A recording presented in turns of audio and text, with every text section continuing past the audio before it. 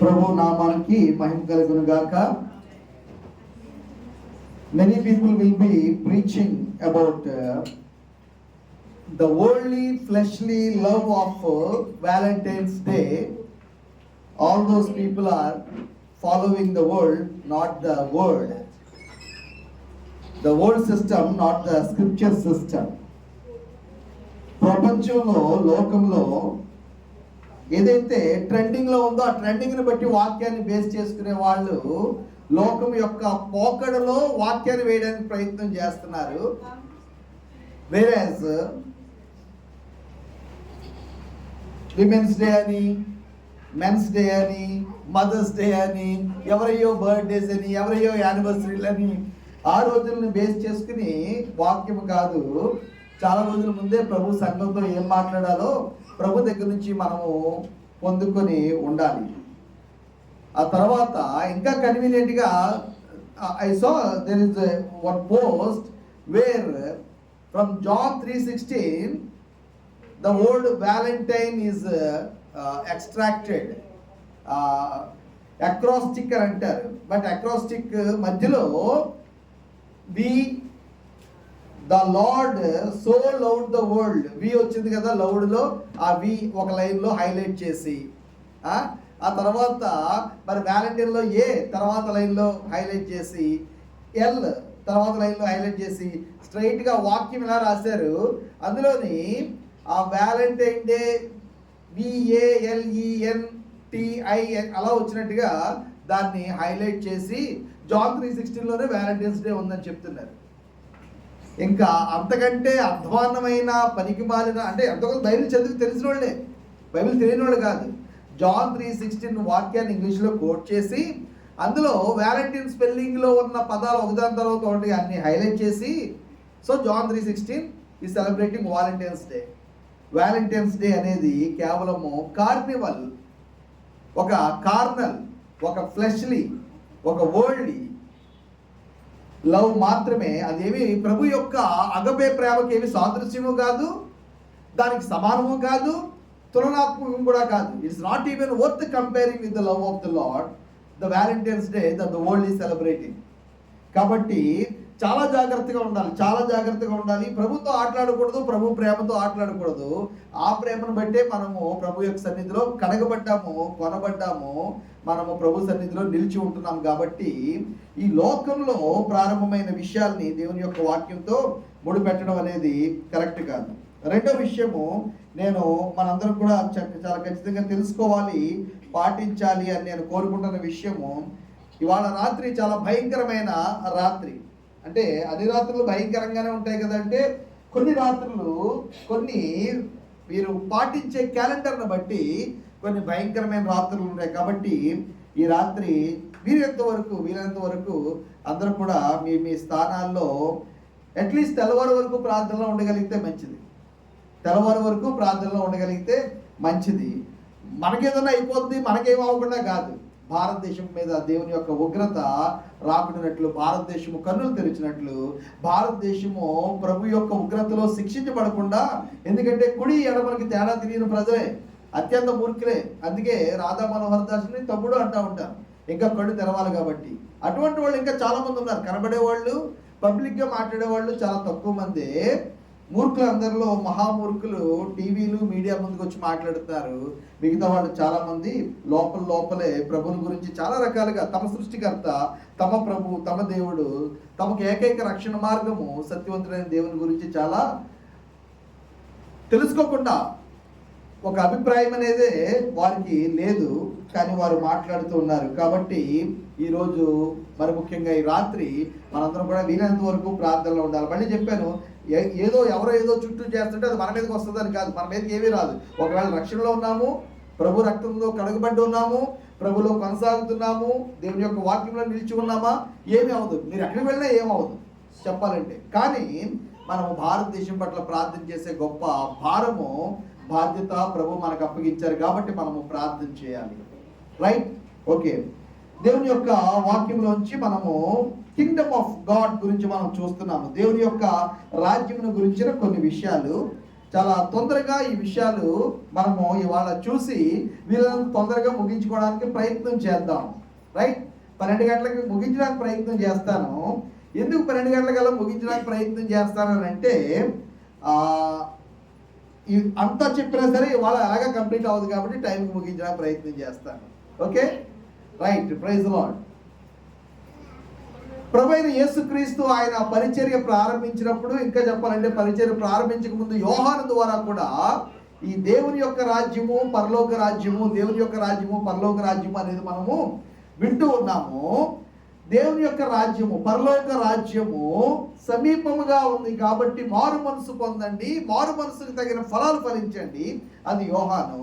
ప్రభువైన యేసుక్రీస్తు వచ్చి దేవుని రాజ్యము సమీపంగా ఉంది, దేవుని రాజ్యము వచ్చేసింది, దేవుని రాజ్యం వచ్చి దేవుని యొక్క రాజ్యము మీ మధ్యలో ఉంది. మీరు చూస్తున్నారు, కుంటి వాళ్ళు నడుస్తున్నారు, చెవిటి వాళ్ళు వింటున్నారు, మూగవారు మాట్లాడుతున్నారు, బీదరైన వారికి సువార్త ప్రకటించబడుతుంది. కాబట్టి దేవుని యొక్క రాజ్యము మీ మధ్యనే ఉంది, అది వచ్చేసింది. సో కింగ్డమ్ ఆఫ్ గాడ్, మనము 2 రాజ్యాల మధ్యలో పోరాటంలో ఉన్నామని చెప్తూ ఉన్నాను. We are in conflict between 2 kingdoms. ఒకటి దేవుని యొక్క ఆత్మ సంబంధమైన పరలోక సంబంధమైన నిత్య సంబంధమైన రాజ్యము, రెండోది భూలోక సంబంధమైన రాజ్యము, శరీర సంబంధమైన రాజ్యము. దీని మీద ఏలుబడి చేసేవాడు ఈ యుగ సంబంధమైన దేవత.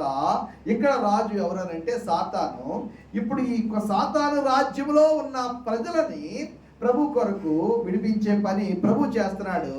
రక్షించబడిన మనము ఆయనతో పాటు పాలివారమై, ఆయనతో పాటు భాగస్వామ్యం కలిగి, ఆయనతో పాటు మనం కూడా పని చేస్తున్నాము. మనం రక్షించబడ్డాము, ఇతరులని దేవుని యొక్క రాజ్యముగా, దేవుని యొక్క సంతానంగా మనం ఏం చేస్తున్నాము? రక్షించే పనిలో ఉన్నాము. అలాగా దేవుని యొక్క సంఘము కట్టబడుతుంది, అలాగే దేవుని యొక్క రాజ్యం కట్టబడుతుంది. అలాగా దేవుని యొక్క రాజ్యం కొరకు మనుషులు పట్టబడుతూ ఉన్నారు, కట్టబడుతూ ఉన్నారు. Praise Lord. దేవునికి స్తోత్రం. వినరోళ్ళు కూడా హల్లెలూయా చెప్పేస్తున్నారు. వినండి, నా వైపు చూడండి, చిన్నపిల్లలు వదిలేయండి. చిన్నపిల్లలతో ఆడుకుంటే హల్లెలూయా చెప్పొద్దు, హల్లెలూయా అన్నప్పుడు. నా వైపు వినండి, నా వైపు చూడండి. పిల్లలు అలా ఉంటారు, వాళ్ళు అలా ఉండేవండి. Praise Lord. దేవునికి స్తోత్రం. దేవుని యొక్క రాజ్యము సమీపంగా ఉంది అని చెప్పిన యోహాను, దేవుని రాజ్యం వచ్చేసింది ప్రభువైన యేసుక్రీస్తుకి. అప్పటి నుంచి కూడా ఇప్పటి వరకు కూడా దేవుని యొక్క రాజ్యము కట్టబడుతూ ఉంది, బలపరచబడుతూ ఉంది. దానిలోనికి అనేక మంది వస్తూ ఉన్నారు. ఒకరోజు దేవుని యొక్క రాజ్యము పూర్తిగా రాబోతుంది. భూమి మీద అంతా కూడా దేవుని యొక్క రాజ్యమే ఒక విధంగా. రైట్. అయితే అది ఇప్పుడు డైరెక్ట్ ఏలుబడి సాతానే చేస్తున్నాడు. యుగ సంబంధమైన దేవత, ఈ లోక రాజు, ఈ యుగం యొక్క రాజు సాతాను. రైట్. ఇప్పుడు ఈ పోరాటంలో సంఘం ఉంది. సంఘము 2 రాజ్యాల మధ్యలో ఒక నలుగురిలో ఉంది. కానీ చాలా తొందరగానే ఈ నలుగురంతా కూడా ముగిసిపోయి మనము పూర్తిగా ఇందాక మనం 18వ కీర్తనలో చూసినట్టుగా మొత్తం భూమి మీద అంతటా అప్పటికి విడిచిపెట్టబడిన జనాంగం అంతటి మీద, అప్పటికి మళ్ళీ 1000 సంవత్సరాల పాటు పుట్టుకొచ్చే జనాంగం అంతటి మీద, భూమి మీద అంతటా అన్ని దేశాల్లో ఉన్న అందరు ప్రజల మీద కూడా ఇప్పుడు క్రైస్తవ సంఘం ఏదైతే ఉందో ఆ క్రైస్తవ సంఘం ఏం చేస్తూ ఉంటారు? రాజ్యం చేస్తారు. 1000 ఏళ్ల పాటు ఆ రాజ్యము జరుగుతుంది. అది దేవుని యొక్క రాజ్యం. భూమి ఆకాశాలు కూడా రగిలి లయమైపోతాయి. ఇప్పుడున్న భూమి ఆకాశము 1000 సంవత్సరాల తర్వాత రగిలి లయమైపోతుంది. భూమికి చాలా ఉత్పాతాలు ఉన్నాయి, ప్రమాదాలు ఉన్నాయి. భూమి ఇలా అయిపోతుంది, బద్దలైపోతుంది. అక్కడెక్కడో చెన్నైలో భూమి కుంగిపోతుంది. కిలోమీటర్కి ఎంత చొప్పున భూమి మునిగిపోబోతుంది. ఏమి చెప్పినా ఇక్కడ మనకి ఏ ఊరిది? ఉప్పాడ సముద్రంలో కలిసిపోతుంది. ఇంకో 10 సంవత్సరాల్లో కాకినాడ ఉండదు, ఇంకొక 50 సంవత్సరాల్లో కాకినాడ ఉండదు. ఎవరు ఏం చెప్పినా సరే ఈ భూమికి ఇంకొక 1000 సంవత్సరాల గ్యారంటీ ఉంది. Praise the Lord. మరి ముఖ్యంగా ప్రభు యొక్క 1000 ఏళ్ల పరిపాలనలో ప్రభు వాతావరణాన్ని, భూమి మీద ఉన్న ప్రతి ఒక్క క్షీణతని ప్రభు మరలా రిస్టోర్ చేస్తాడు. పూర్తి వైభవానికి కాదు, కానీ చాలా వరకు ఏదేని యొక్క వైభవానికి ప్రభు ఈ సృష్టి అంతటిని కూడా తీసుకుని వెళ్తాడు, వాతావరణాన్ని తీసుకుని వెళ్తాడు. నీళ్ళు లేవు, జనాభా ఎక్కువైపోయింది, అశాంతి ఎక్కువైపోయింది, గొడవలు ఎక్కువైపోయినాయి, యుద్ధాలు ఎక్కువైపోయినాయి అంటాడు. 1000 ఏళ్ల పాటు యుద్ధాలు ఉండవు. Praise the lord. 1000 ఏళ్ల పాటు కరువు ఉండదు. 1000 ఏళ్ల పాటు మనుషులు చంపుకోవడాలు, 1000 ఏళ్ల పాటు ఎన్నికలు ఉండవు. 1000 ఏళ్ల పాటు ఎక్కడా కూడా ఒక జాతి ఇంకొక జాతి మీద ఆక్రమణ చేయడం అనేది ఉండదు. గడిచిన 1000 సంవత్సరాల్లో మనం చూసిన చరిత్రలో వాళ్ళు ఎక్కడికి వచ్చారు, వీళ్ళు అక్కడికి వెళ్ళారు, మనల్ని ఇది చేశారు, ఇదేమి కూడా గొడవలు ఆ 1000 సంవత్సరాల పాటు ఉండవు. Praise Lord. అయినప్పటికీ కూడా ఆ 1000 ఏళ్ల తర్వాత ఈ భూమి ఆకాశము కూడా నాశనం చేయబడి అగ్ని చేత రగల్చబడిపోయిన తర్వాత ప్రభు చింతకులో కొత్త ఆకాశము కొత్త భూమి అది ఇంకెప్పటికీ కూడా దేవుని యొక్క రాజ్యముగా ఉండబోతుంది. అక్కడ మనం ఉండబోతున్నాం. ఆయన మన దేవుడిగా మన రాజుగా ఆయన ఉండబోతున్నాడు. ఆయన ప్రజలుగా మనము ఉండబోతున్నాం. Praise lord. సో ఈ దేవుని యొక్క గొప్ప ప్రణాళికలో ఇప్పుడు మనం ఆల్రెడీ జాయిన్ అయిపోయాం. Praise Lord. ఫీజు కట్టేసాం, రిజిస్ట్రేషన్ అయిపోయింది, పేరు రాయించేసుకున్నాం. మనం ఎప్పుడైతే మనం ప్రభువైన యేసుక్రీస్తు మన జీవితం ఇచ్చామో ఆయన కృప ద్వారా మనం రక్షించబడినప్పుడు దేవుని యొక్క రాజ్యంలో మనం మెంబర్స్ అయిపోయాం. Praise lord. గ్రేస్ చాపెల్లో లేకపోతే ఏదైనా ఒక చర్చిలో, ఏదైనా ఒక సంస్థలో, ఏదైనా ఒక ఉద్యోగంలో, ఏదైనా ఒక స్కూల్ కాలేజీలో సీట్ దొరికితే చాలా గొప్పగా ఫీల్ అవుతాం కదా. పలానా చోట ఏదో చాలా పెద్ద మీటింగ్ జరుగుతుందట, మాకు పాసులు ఇచ్చారండి అని అంటారు. Right, very good. ఎంట్రీ పాసులు ఇచ్చారు, లేకపోతే మాకు టికెట్ దొరికిస్తుంది, వెరీ గుడ్. అయితే దేవుని యొక్క రాజ్యంలోనే మనకి గొప్ప ప్రవేశము ఆయన కృప వల్ల మనకు ఉచితంగా దొరికింది. ఇంకా ఈ దేవుని యొక్క రాజ్యంలోంచి మనల్ని ఎవరు కూడా ప్రభువైన యేసుక్రీస్తు అంటున్నాడు, తండ్రి నీవు నాకు అప్పగించిన వారిని అందరినీ కూడా నేను రక్షించాను. ఎవరు కూడా అపవాది ఎవరు కూడా ఆయన చేతిలో నుండి, ఆయన పిడికిల్లో నుండి రక్షించబడిన వారి ఆత్మలను అపహరింపలేడు. No one can snatch them, no one can steal them. అంత గొప్పగా ప్రభు యొక్క రక్షణ ప్రణాళికలో మనం ఉన్నాం. అయితే మనం అర్థం చేసుకోవాల్సింది, ప్రభు మనల్ని రక్షించుకుని తన రాజ్యంలో మనల్ని సభ్యులుగా, మనల్ని పౌరులుగా మనకు ఒక స్థానం ఇస్తే ఇక తర్వాత మనం నేర్చుకుంటూ ఉండాలి.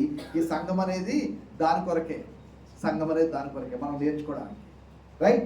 కాబట్టి మీరు నేర్చుకుంటూ ఉన్నారు, వాక్యాన్ని అధ్యయనం చేస్తున్నారు, వాక్యాన్ని ఇంటికి వెళ్ళిన తర్వాత నెంబర్ వేసుకుంటున్నారు, రెఫరెన్స్ అన్ని రాసుకుంటున్నారు అని నేను అనుకుంటున్నాను. నేను మంచోడినా అమాయకుడినా? చెప్పండి.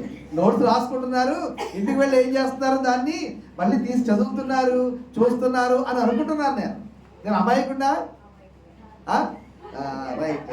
నిజం వరదరండి ఒప్పుకున్నారు. రాత్రి అసలు నేను పవర్ పాయింట్లో నేను చూపించాలి. రాత్రి దాదాపు ఇక్కడ 12 వరకు ఇక్కడ నేను వర్క్ చేశాను. ఆల్మోస్ట్ 3-4 వరకు ఇంటి దగ్గర నేను వర్క్ చేశాను. కానీ ఇక్కడికి వచ్చిన తర్వాత చాలా అద్భుతం. ఒకసారి అలా అవుతూ ఉంటుంది. ఏమైందో రాత్రి అంతా ఇక్కడ బాగానే పనిచేస్తుంది. కొన్ని యాడ్స్ అయి చూపించి అది మీ ఫ్రీ టైం అయిపోయింది, ఒకవేళ అది పని చేయాలంటే $1 ఏదో కొనమన్నారు. $1 మన దగ్గర కొనే పరిస్థితి లేదు. Praise Lord. సరే, ఇప్పుడు కాకపోతే ఇంకొక మళ్ళీ దాని సిస్టమ్ మళ్ళీ మనం అప్డేట్ చేద్దాము. పవర్ పాయింట్లో ఆ విషయాలన్నీ కూడా నేను చూపిద్దాం అనుకున్నాను. కానీ నేను మామూలుగా మీకు వాక్యము ఇప్పుడు పవర్ పాయింట్ లేకుండా చెప్పేస్తాను. రైట్. బుధవారము, శుక్రవారము కొంతమంది మిస్ అవుతున్నారు. మీరు ఉన్న పీటర్ గారు మిస్ అవుతున్నారు, రోజా గారు రావడానికి అవ్వట్లేదు, మీరు మిస్ అవుతున్నారు, మీ ఎలిజబెత్ సిస్టర్ మిస్ అవుతున్నారు, కాంతమాంటి మిస్ అవుతున్నారు. ఎందుకు అమ్మా? రైట్. 9 గంటలు పెట్టమంటారా, 10 గంటలు పెట్టమంటారా, 11 పెట్టమంటారా? వాక్యం మా ఇంటర్సెసరీ ప్రేయర్ అంతా అయిన తర్వాత 8:30కి వాక్యం స్టార్ట్ అవుతుంది అమ్మా. నెక్స్ట్ మంత్ మీరు యాడ్ అవుతారు. అదే ఈవినింగ్ డ్యూటీలో ఉన్న వాళ్ళు కొంచెం ఇబ్బంది లేండి. ఆదివారము ఇక్కడ చర్చి ఎలాగో బుధవారము, శుక్రవారము అంతే ఇంపార్టెంట్. దయచేసి తేలిగ్గా తీసుకోవద్దు. ఎందుకంటే వాక్యము ఇంకొంచెం విపులంగా మనం నేర్చుకోవడానికి అవకాశం ఉంటుంది. ప్లీజ్ మీరు అమ్మ కొంతమంది పాపం తెలిగి 9 గంటలకు కూడా వస్తున్నారు. ఆ డౌట్లు అడిగే టైంలో కన్నా వాళ్ళు ఉంటున్నారు. 9 డౌట్లు ఎవరో ఒకరు ఏదో ఒక డౌట్ అడుగుతుంటే 9:20 వరకు కూడా ఉంటున్నాం. రావడానికి ప్రయత్నం చేయండి. అదే అంతా కూడా మన అదంతా మామూలే, దాని గురించి అభ్యంతరం పడదు. రైట్. యేసు ప్రభు వారు మత్తయి సువార్త 13వ అధ్యాయంలో ఎక్స్క్లూజివ్గా దీని గురించి బోధించారు. దేవుని యొక్క రాజ్యము అనేక ఉపమానాల్లో ప్రభు వారు బోధించారు. ఒక ఉపమానం గురించి మాత్రమే ఇవాళ మనం చూసుకోగలం. రైట్. మత్తయి సువార్త 13వ అధ్యాయము ఒకసారి మనం తీయడానికి ప్రయత్నం చేద్దాము.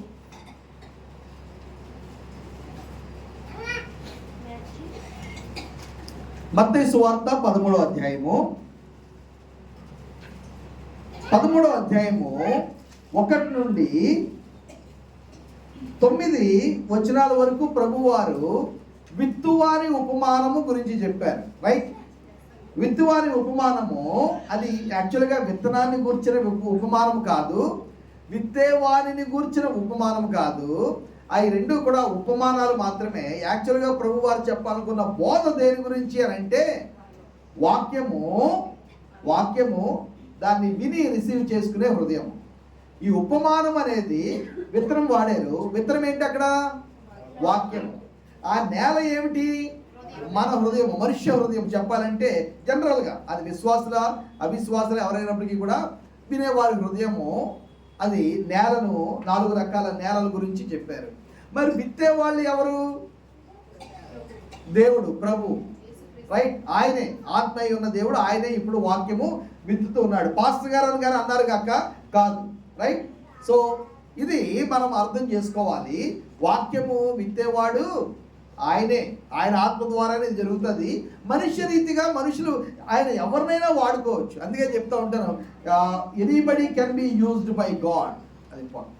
సో అది విషయము వాళ్ళకి అర్థం అవ్వలేదు. 10వ వచనము. తర్వాత శిష్యులు వచ్చి నీవు ఉపమాన రీతిగా ఎందుకు వారితో మాట్లాడుతున్నానని అడగగా ఆయన వారితో ఇట్లను, మీకు అన్ని కూడా అర్థమవుతాయి కానీ నేను వీరికి మిగతా వాళ్ళకి అర్థమవుకుంటున్నట్లు నేను ఉపమాన రీతిగా మాట్లాడుతున్నాను అని చెప్పారు. రైట్? 18వ వచనం, 13, 18వ వచనం.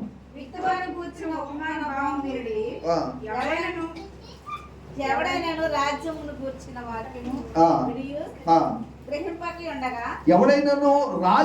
గూర్చిన వాక్యము ఇక్కడ కూడా దేవుని యొక్క రాజ్యం అనే కాన్సెప్ట్ కంటిన్యూస్ గా ఉంది.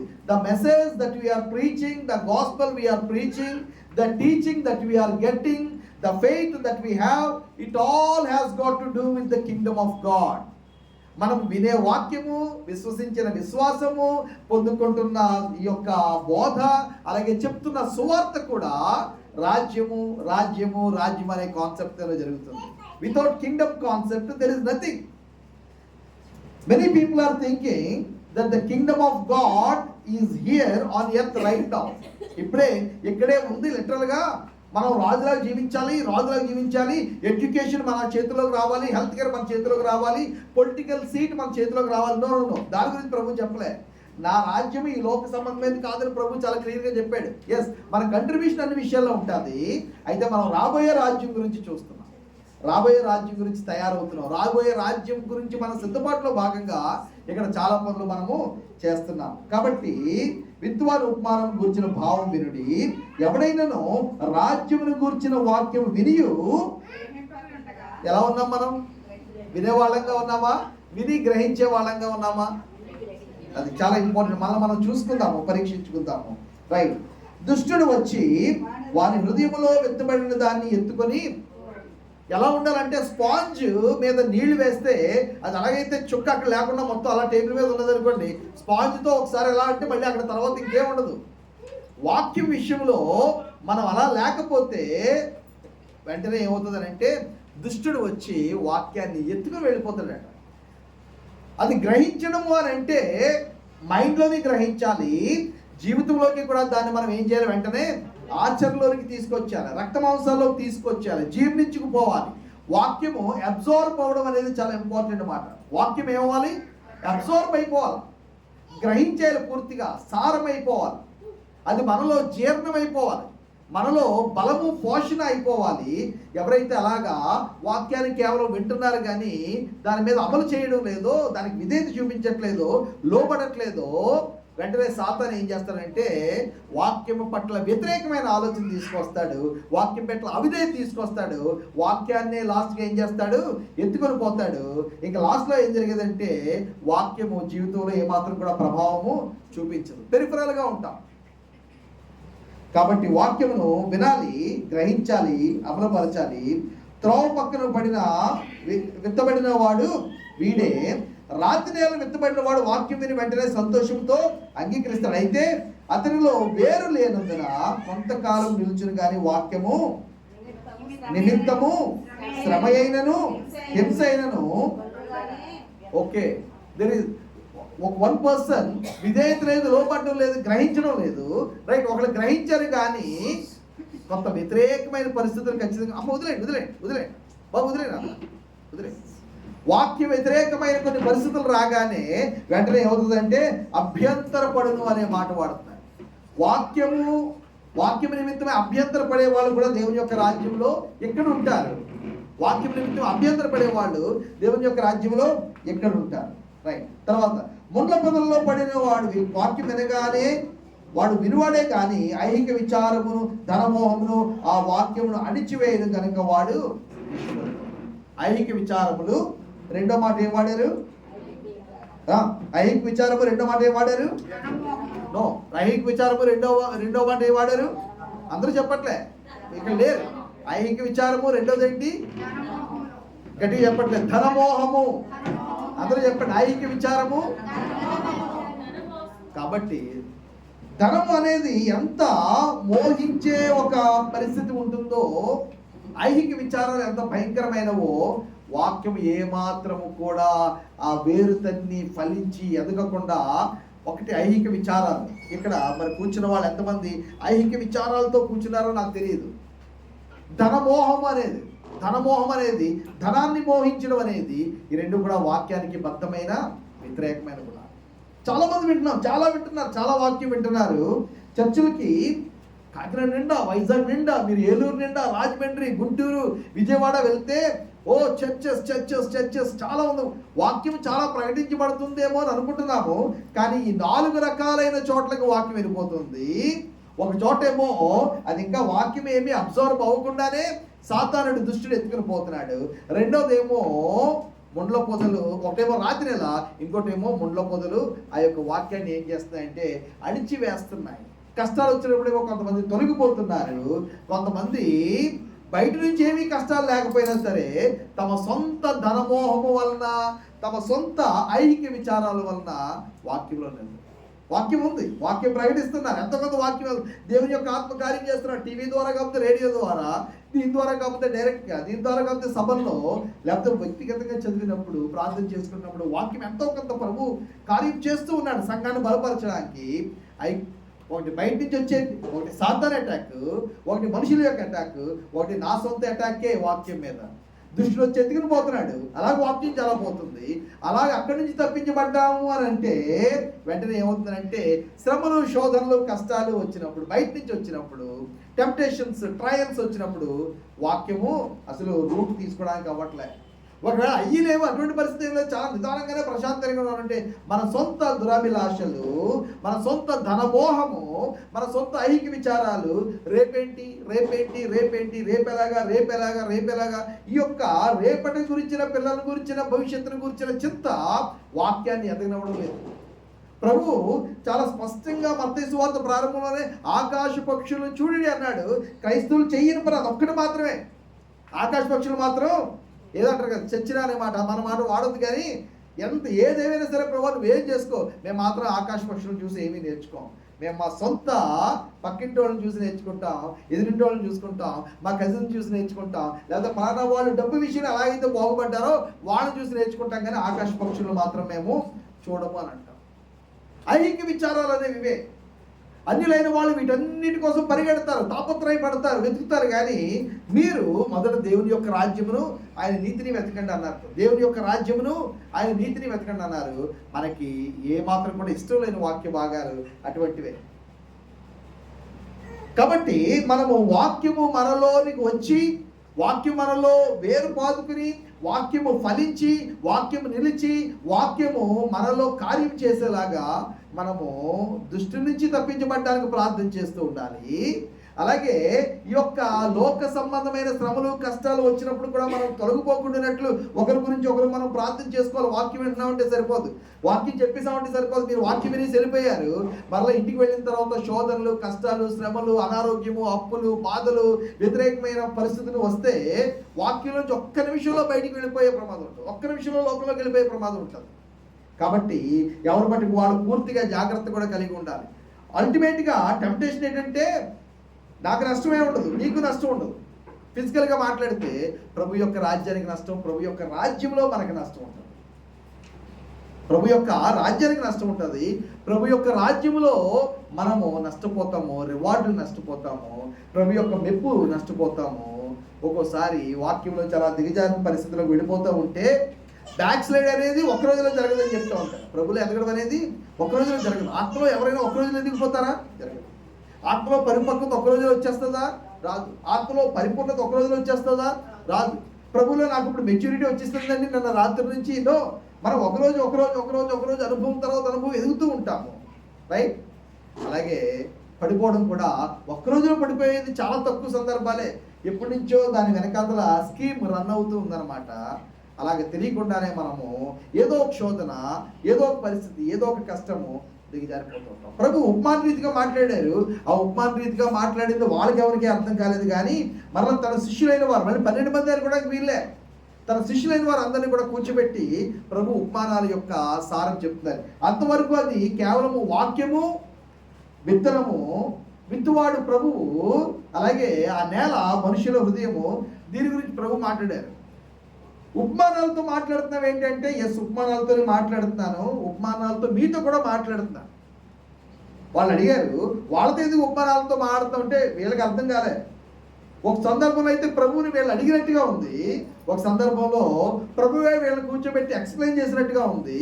2 సందర్భాల్లో కూడా మనం అర్థం చేసుకోవాల్సింది, అందరితో పాటు శిష్యులతో మాట్లాడిన ఉపమానము శిష్యులకి అర్థం కాలే, వీళ్ళు ఒక్కరిని కూర్చోబెట్టి ఉపమానంగా చెప్పింది కూడా వీళ్ళకి అర్థం కాలేదు.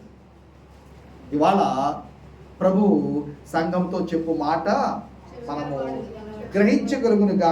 చాలా ఇంపార్టెంట్ అది. ఎందుకంటే ఇది ఇక్కడ ఈ వాట మనం చూస్తున్నాం చూడండి. మంచి నేలను విత్తబడిన వాడు వాక్యము విని గ్రహించువాడు, అట్టి వారు సఫలులై ఒకడు 100 ఒకడు 60 ఒకడు 30 ఒకళ్ళు 30 times. విశ్వాస పరిమాణమును బట్టి, దేవుని యొక్క కృపను బట్టి, మన యొక్క విల్లింగ్నెస్ని బట్టి, మనం కష్టపడడానికి వదులుకోవడానికి ఇష్టపడే దాన్ని బట్టి 30 60 100 కూడా ఫలించేవాడున్నారు. దేవునికి స్తోత్రం, హల్లెలూయా. నాకు 100 దేవుని యొక్క వాక్యంలో 100 నాకు ఫలం కావాలనుకుని దాని కొరకు మనం ముందుకు వెళ్ళాలి. ఎవ్రీథింగ్ ప్రభా, నీవు వాక్యంలో ఉంచిన ప్రతి ఒక్క లేఖనము, ప్రతి ఒక్క ఉద్దేశము నా జీవితంలో నెరవేరాలి, నేను దానిలో ఎదగాలి, అన్ని విషయాల్లో నేను గర్వపరచాలని మనము కోరుకోవాలి. Praise the lord. 24వ వచనం నుంచి ప్రభు ఆయన ఏం చేస్తారంటే పరలోక రాజ్యమును గురించిన ఉపమానంలో చెప్పడం మొదలు పెట్టారు. పరలోక రాజ్యము ఉపమానము, రైట్? ఒకటి పొలం గురించి చెప్పారు, తర్వాత గోధుమలు గురుగులు కూడా దాని గురించి ప్రభు చెప్పారు. రెండవది మరలా 31వ వచనంలో మనం చూస్తున్నాము, పొలంలో విత్తిన ఆవగింజను పోలి ఉన్నదనే మాట వాడుతారు. ఇది కూడా కొంత స్టడీకి అవసరమైన భాగం. మనం దాని గురించి వాళ్ళు ప్రత్యేకంగా చూడము. పొలంలో విత్తబడిన ఆవగింజ అని అనుకున్నాడు. తెర చూస్తే ఆవగింజలాగా ఆగిపోలేదు. ఆవగింజ అనుకుని విత్తింది. తర్వాత ఏమైందనంటే కూర మొక్క అయింది. కూర మొక్క అనుకున్నాడు. కూర మొక్క దగ్గర నుంచి ఆకాశ పక్షులు వచ్చి వాలి దాని మీద గూళ్ళు కట్టుకునేంత మహావృక్షం కూడా అయింది. Praise the Lord. The thing that we have thought to be very insignificant, very small, very negligible, ఇది ఏమీ కూడా కాదు అన్నట్టుగా దేవుని యొక్క రాజ్యము అనగా సంఘము, అనగా విశ్వాసి యొక్క విశ్వాసము ప్రారంభమవుతుంది. మహా అయితే ఇది ఒక చిన్న మొక్కలాగా ఎదుగుతుంది. మహా అయితే ఇది ఒక కూర మొక్క దాదాపు మన అయితే హైట్ ఉంటుంది. గోంగూర ఎంతమంది చూస్తారు? గోంగూర మన హైట్ అంతవరకు కూడా అవుతుంది. కూర మొక్కల్లోనే పెద్దది అనుకున్నారు, కానీ అక్కడి నుంచి అది ఎక్కి వృక్షాల్లోనే మహావృక్షం అయిపోయి అనేక చాలాసార్లు ఏమనుకుంటామంటే మనం చాలా చిన్నగానే ప్రారంభం చేశాము, చాలా తక్కువగానే ప్రారంభం చేశాము, బలహీనంగానే ప్రారంభం చేశాము, చాలా తక్కువే అని అనుకుంటాము. కానీ దేవుని యొక్క రాజ్యంలో, పరలోకంలో ప్రభు దాన్ని ఎలా చూస్తాడని అంటే ప్రభువు తెలుసు. కార్యములు ఆరంభంలో ఉన్నప్పుడు ప్రభు దాని యొక్క పూర్తి ఫలాన్ని చూడగలిగిన వాడు. Praise the Lord. కాబట్టి ప్రభులో మన ప్రయాస ఎప్పటికీ కూడా వ్యర్థము కాదు. Our labor in the Lord is not in vain. Everything that we have done, but మనకేముండాలంటే ఆ పర్సిస్టెన్స్ ఉండాలి, విశ్వాసం ఉండాలి. అది మనం కొనసాగుతూ ఉండాలి, నిలబడి ఉండాలి, స్థిరముగా ఉండాలి. Praise the Lord. ఎప్పుడైతే మనం అలా ఉంటామో ఆవగింజ అని అనుకున్నది మహావృక్షం అవుతుంది. ఆవగింజ అనేది చాలా 2 వేళ్ల మధ్యలో పట్టుకుని నలిపితే నలిగిపోయేది. కానీ అది భూమిలో పాతివేయబడినప్పుడు ఎక్స్పెక్టేషన్కి మించి మహావృక్షం అనే మాట ప్రభు వాడుతూ ఉన్నారు. దాని కొమ్మల యందు ఆకాశ పక్షులు పెద్దదై ఆకాశ పక్షులు వచ్చి దాని కొమ్మల యందు నివసించినంత చెట్లు. అది ఎక్కడి నుంచి వచ్చిందంటే ఆవగింజ అంత ఏదైతే భూమి మీద రైట్. Praise the Lord. తర్వాత 3 కొంచెముల పిండిలో దాచబడిన పుల్లని పిండిని పోలి ఉన్నది అనే మాట ప్రభువారు మాట్లాడారు. Praise the Lord. తర్వాత 36వ వచనం మళ్ళీ ఇంటికి వచ్చిన తర్వాత నువ్వెందుకు ఉపమానంతో మాట్లాడుతున్నావు, వాళ్ళకి ఏం అర్థం కావట్లేదా అన్న వాళ్ళకి గోధుమలు గురుగులను గురించిన ఉపమానమే అర్థం కాలే. ఇంటికి వచ్చేసారు. మళ్ళీ శిష్యులు అడుగుతున్నారు, మాకు అర్థం కాలేదని చెప్పారంటే ప్రభు ఆ యొక్క ఉపమానమును ఎక్స్ప్లెయిన్ చేశాడు. 44వ వచనం చూడండి, చదవండి అమ్మా. పరలోక రాజ్యము పొలంలో దాచబడిన ధనమును పోలి ఉన్నది. ఒక మనుష్యుడు దాని కొనుగోలు దాచిపెట్టి అది దొరికిన సంతోషంతో వెళ్ళి తనకు కలిగిన అమ్మి ఆ పొలమును కొనెను. రైట్. పొలంలో దాచిపడిన ధనము ఉంది. ఎవరు దాచారో తెలియదు. రైట్. ఈయన పొలంలోకి ఎందుకు వెళ్ళాడో తెలియదు. ఈయన పొలంలోకి పని చేయడానికి వెళ్ళాడా, ఎలా కూలివానిగా వెళ్ళాడా, ఎలా వెళ్ళాడు ఈయన? అయితే అక్కడ ఏదో తవ్వుతూ ఉంటే ఈ పొలము కింద చాలా పెద్ద ట్రైజర్ ఉంది అని అర్థమైంది. సైలెంట్గా కప్పెట్టేసాడట. మళ్ళీ పట్టేసి సార్ ఆ పొలం నాకు ఇచ్చేస్తారా అన్నాడట. అంటే తీసేసుకో, ఎందుకు వచ్చింది అంత ఇవ్వగలవేంటంటే తన ఇల్లు ఎవరబాబు నువ్వు ఉన్న ఇళ్ళన్నీ అమ్మేసుకుంటావు ఏంటి, ఎలా ఉంటావు, ఎక్కడ ఉంటావు అంటే సార్ మీకు తెలియదు సార్, మీకు తెలియదు, ఈ పొలంలో ఏముందో మీకు తెలియదు, నేను నా సమస్తాన్ని కూడా ఇచ్చేయడానికి నేను రెడీగా ఉన్నాను. వెళ్ళి ఆ స్థలాన్ని కొనేసాడు. ఆ స్థలాన్ని కొంటే సరిపోలేదు. అప్పుడు దాన్ని ఏం చేయాలంటే ఎంత ఉందో అంతా కూడా తవ్వి దానిలో ఎంత నిక్షేపం అయితే ఉందో అంతటిని కూడా తీసి తన ద్వారా తన జీవనాన్ని మాత్రమే కాకుండా అక్కడ బహుశా తను ఏం కట్టుకోగలడో ఎంత ఉందో అంతా కూడా. సో ఒక సీక్రెట్ ట్రెజర్, ఒక హిడెన్ ట్రెజర్ ఉంది అని కనుగొన్నప్పుడు దాన్ని పూర్తిగా పొందుకోవడానికి తనకున్న సమస్తాన్ని కూడా విడిచిపెట్టి దీన్ని వెంబడించడంతో పోలిక. Praise the Lord. Everything that I have is not worth comparing with what the Lord has. ప్రభువు నా కొరకు ఏమైతే కలిగి ఉన్నాడో దానితో పోల్చుకుంటే నేను ఇప్పుడు నా దగ్గర కలిగి ఉన్నది ఏమీ కూడా కాదు అనేది మనం అర్థం చేసుకుంటే మనకు కలిగి ఉన్నదంతా కూడా విడిచిపెట్టేసి ప్రభు నా కొరకు కలిగి ఉన్న దాని కొరకు ప్రభుని వెంబడిస్తాం. Praise the Lord. అబ్రహాము కల్దీల ఊరిలో ఉన్నాడు. కల్దీల ఊరు మెసొపొటేమియా నాగరికత అప్పుడు ప్రపంచంలోనే అమెరికాని మించిన నాగరికత. అప్పుడు వాళ్ళు ఆ స్టేజ్లో ఉన్నప్పుడు ప్రపంచంలో చాలా చోట్ల మనుషులకు బట్టలే లేవు. ప్రపంచంలో చాలా చోట్ల మనుషులకు ఇల్లు కట్టుకోవడమే సరిగ్గా తెలియదు. ప్రపంచంలో చాలా చోట్ల మనుషులకు వంట పాత్రల గురించి పెద్దగా తెలియదు. వాళ్ళకి అప్పటికే పనిముట్లు, 2 అంతస్తుల ఇళ్ళు, ఇంటి లోపల నుంచి పైకి తిరుగుడు మెట్లు అన్నీ మెసొపొటేమియా నాగరికత వాళ్ళకు ఉన్నాయి. కాలువలు తీసుకోవడం తెలుసు, కాలువలోంచి మురికి నీరు బయటికి పంపించుకోవడం వాళ్ళకి తెలుసు. అప్పట్లో అంతా అప్పట్లోనే అడ్వాన్స్డ్ కల్చర్లో ఉన్న వాళ్ళని అబ్రహాముని ప్రభు పిలుచుకుని స్వయంగా నేనే పునాదులు వేసిన ఒక పట్టణం ఒకటి ఉంది, ఆ పట్టణం వరకు నడిపిస్తానంటే ఆయన ఆ ప్రాంతం అంతా కూడా సంచారం చేస్తే అత్యంత బార్బారిక్ పీపుల్, అత్యంత అనాగరికులు, అత్యంత అనామకులైన ప్రజలు, క్రూరులైన ప్రజలు నివసిస్తున్న కల్దీలు ఊరు విడిచిపెట్టి కనాను భూభాగానికి వచ్చి అక్కడ కనాన్లో నివాసం ఉండడం మొదలుపెట్టాడు. Praise the Lord. ఇప్పుడు మనం కంపేర్ చేసుకుంటే ఇప్పుడు యెరూషలేము ఎంత సారవంతమైన, ఎంత ధనవంతమైన, ఎంత ప్రభావవంతమైన దేశమైందో రాబోయే రోజుల్లో 1000 సంవత్సరాల పాటు ప్రభువుకి అది క్యాపిటల్ అవ్వబోతుంది. నిత్యత్వంలో పైనుంచి యెరూషలేం దిగబోతుంది. నిత్యత్వంలో కొత్త ఆకాశం కొత్త భూమిలో యాక్చువల్ ఒరిజినల్ ఏదైతే అబ్రహాము అప్పుడు దర్శనం చూశాడో ఆ యెరూషలేము పెళ్లి కుమార్తె వలె అలంకరించబడిందే పైనుంచి కింద దిగుతుంది. అందులో మనం ఉంటాం. Praise the Lord. అందులో ఉండేవాళ్ళు మనమే. Praise the Lord. హల్లెలూయా. ఎప్పుడైనా ఒక క్రిస్మస్ టైంలో కాకినాడలో కొన్ని చర్చిలు తిరగండి, అబ్బా ఏం అందంగా అలంకరిస్తారో ఆ బిల్డింగ్ని లైటింగ్ అది పెట్టి అక్కడ ఆ ప్రాంగణంలో ఉండడమే చాలా సంతోషంగా ఉంటుంది. ఒకవేళ యెరూషలేము పైనుంచి దిగింది ఇంకెంత అందంగా ఉంటుందో. అక్కడ ఆ ఊర్లో మనం ఉన్నప్పుడు మనం పండుగల కోసం చూడం. ఈస్టర్ ఎప్పుడు వస్తుంది, క్రిస్మస్ ఎప్పుడు వస్తుంది, వ్యాలంటైన్స్ డే ఎప్పుడు వస్తుంది, యానివర్సరీ ఎప్పుడు వస్తుంది, వీటి గురించి మనం చూడం. ఎందుకంటే మనం ఉన్నదే అత్యంత అందంగా అలంకరించబడిందై ఉన్న ఇప్పుడు కూడా పెళ్లి కుమార్తె వలె మెరిసిపోతున్న ఈ యొక్క యెరూషలేము పట్టణము మొత్తం కొత్త ఆకాశం కొత్త భూమి ఎంత అందంగా ఉంటుందో. ఇప్పుడు పతనం అయిపోయిన భూమే చాలా దేశాలకు వెళ్తే అబ్బా లొకేషన్లు ఏమున్నాయండి అంటారు. అబ్బా ఏం లొకేషన్లు అండి, ఫారెన్ లొకేషన్ అంటారు కదా. పతనమైపోయిన లోకమే ఎంత అందంగా ఉంటే, పతనమైపోయిన ప్రకృతి ఎంత అందంగా ఉంటే, ఇంకా కొత్త ఆకాశం కొత్త భూమి ఎంత బాగుంటుందో, ఆ కొత్త ఆకాశం కొత్త భూమి కంటే కూడా పైనుంచి దిగి వచ్చిన యెరూషలేము యొక్క అందం గురించి వర్ణిస్తున్నారు. ఆ యెరూషలేములో ప్రభుతో పాటు మనం ఉంటాము. ఆయన మనకి ప్రభుగా ఉంటాడు, ఆయన మనకి రాజుగా ఉంటాడు.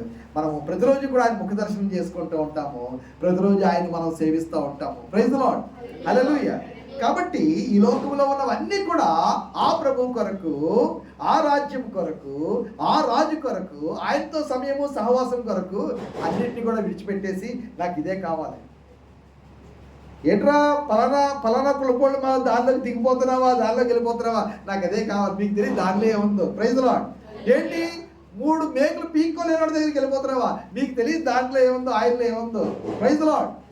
ఏంటి ఒక జనాలు కుక్క చావు అనే మాట కూడా వాడుతున్నారు కదా, తప్పుడు అంటున్నాడు అమాయకుడు. వాళ్ళ కాకపోతే రేపు మోకాళ్ళు వేయాల, అక్కడ మోకాళ్ళు వేసి నరకలోకి వెళ్ళాం కంటే ఇక్కడే మోకాళ్ళు వేయాలని ప్రార్థన చేద్దాం. Praise the Lord. ఆయనలో ఏముందో తెలియదు, వాక్యంలో ఏముందో ఈ ప్రజలకి తెలియదు. కాబట్టి వాళ్ళు ఆ రీతిగా మాట్లాడుతున్నారు.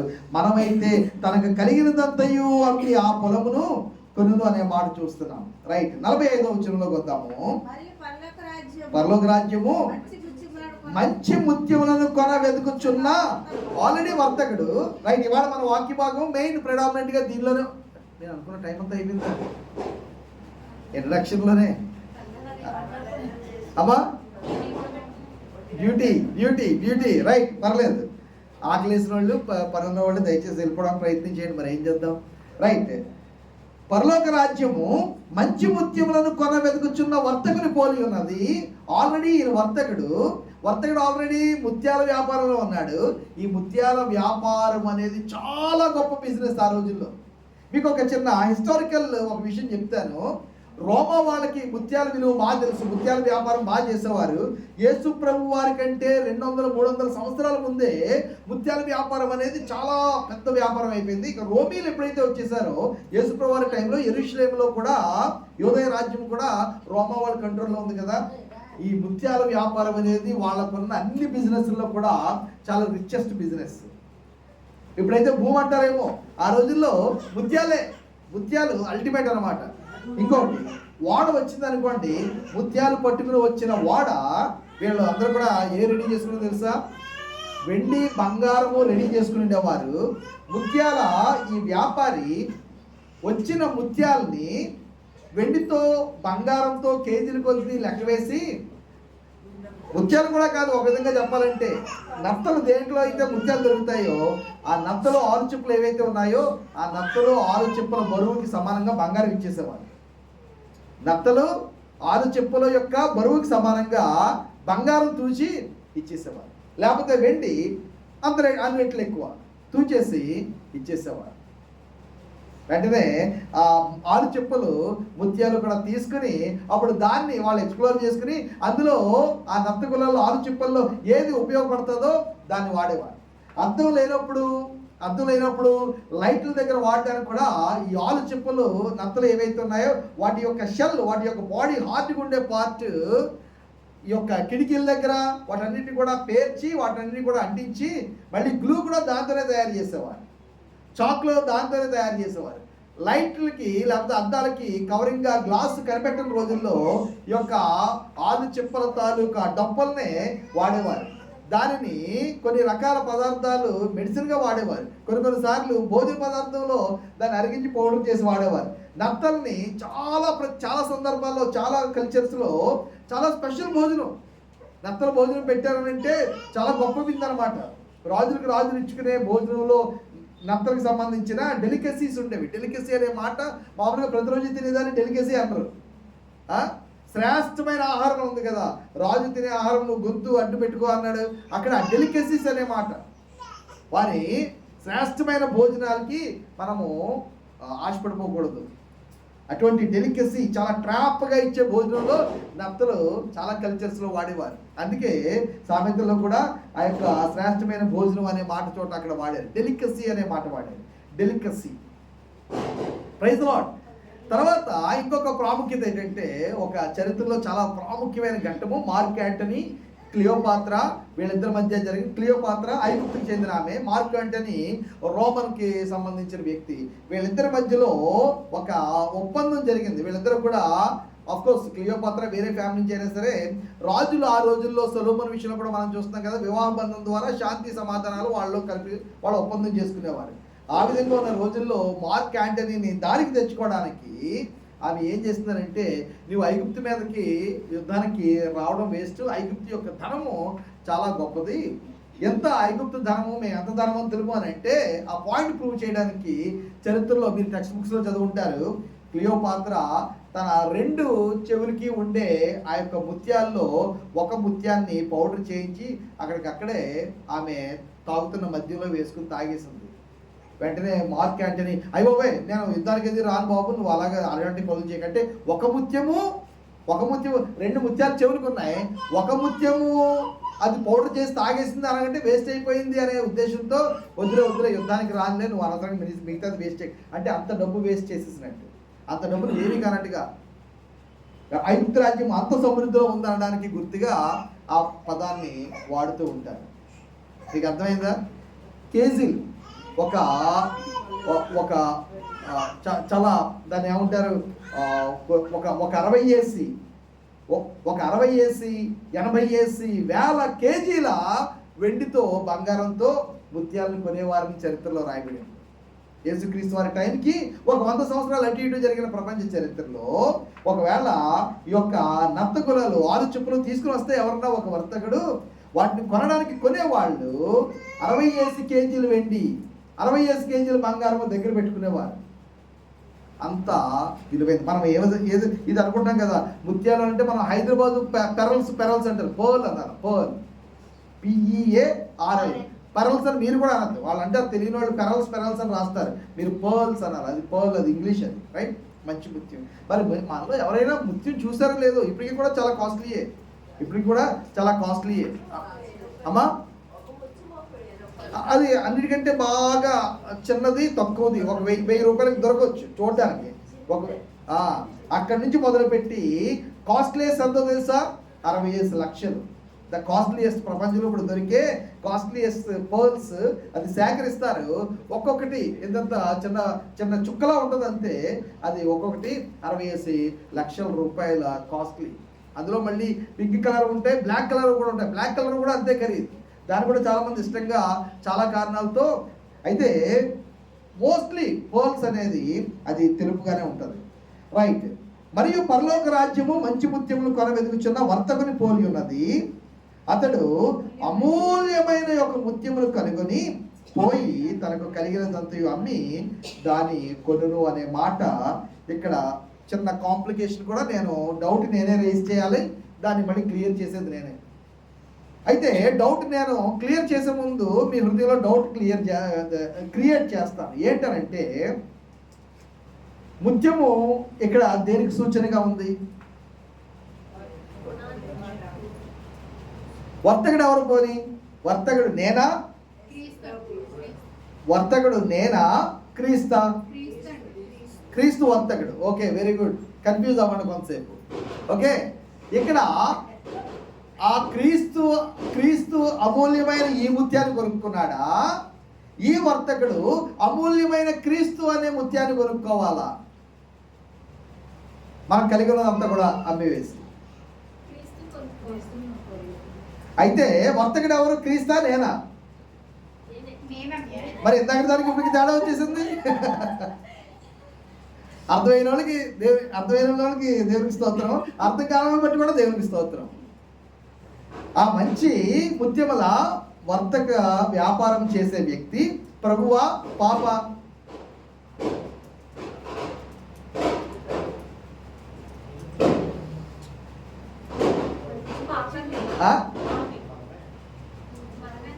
ఆలోచించండి, పర్లేదు, టైం పడుతుంది, నష్టమేమీ లేదు. ఒక అరగంట లేట్గా భోజనం చేస్తాం వాళ్ళు, అందుకని ఏముంది.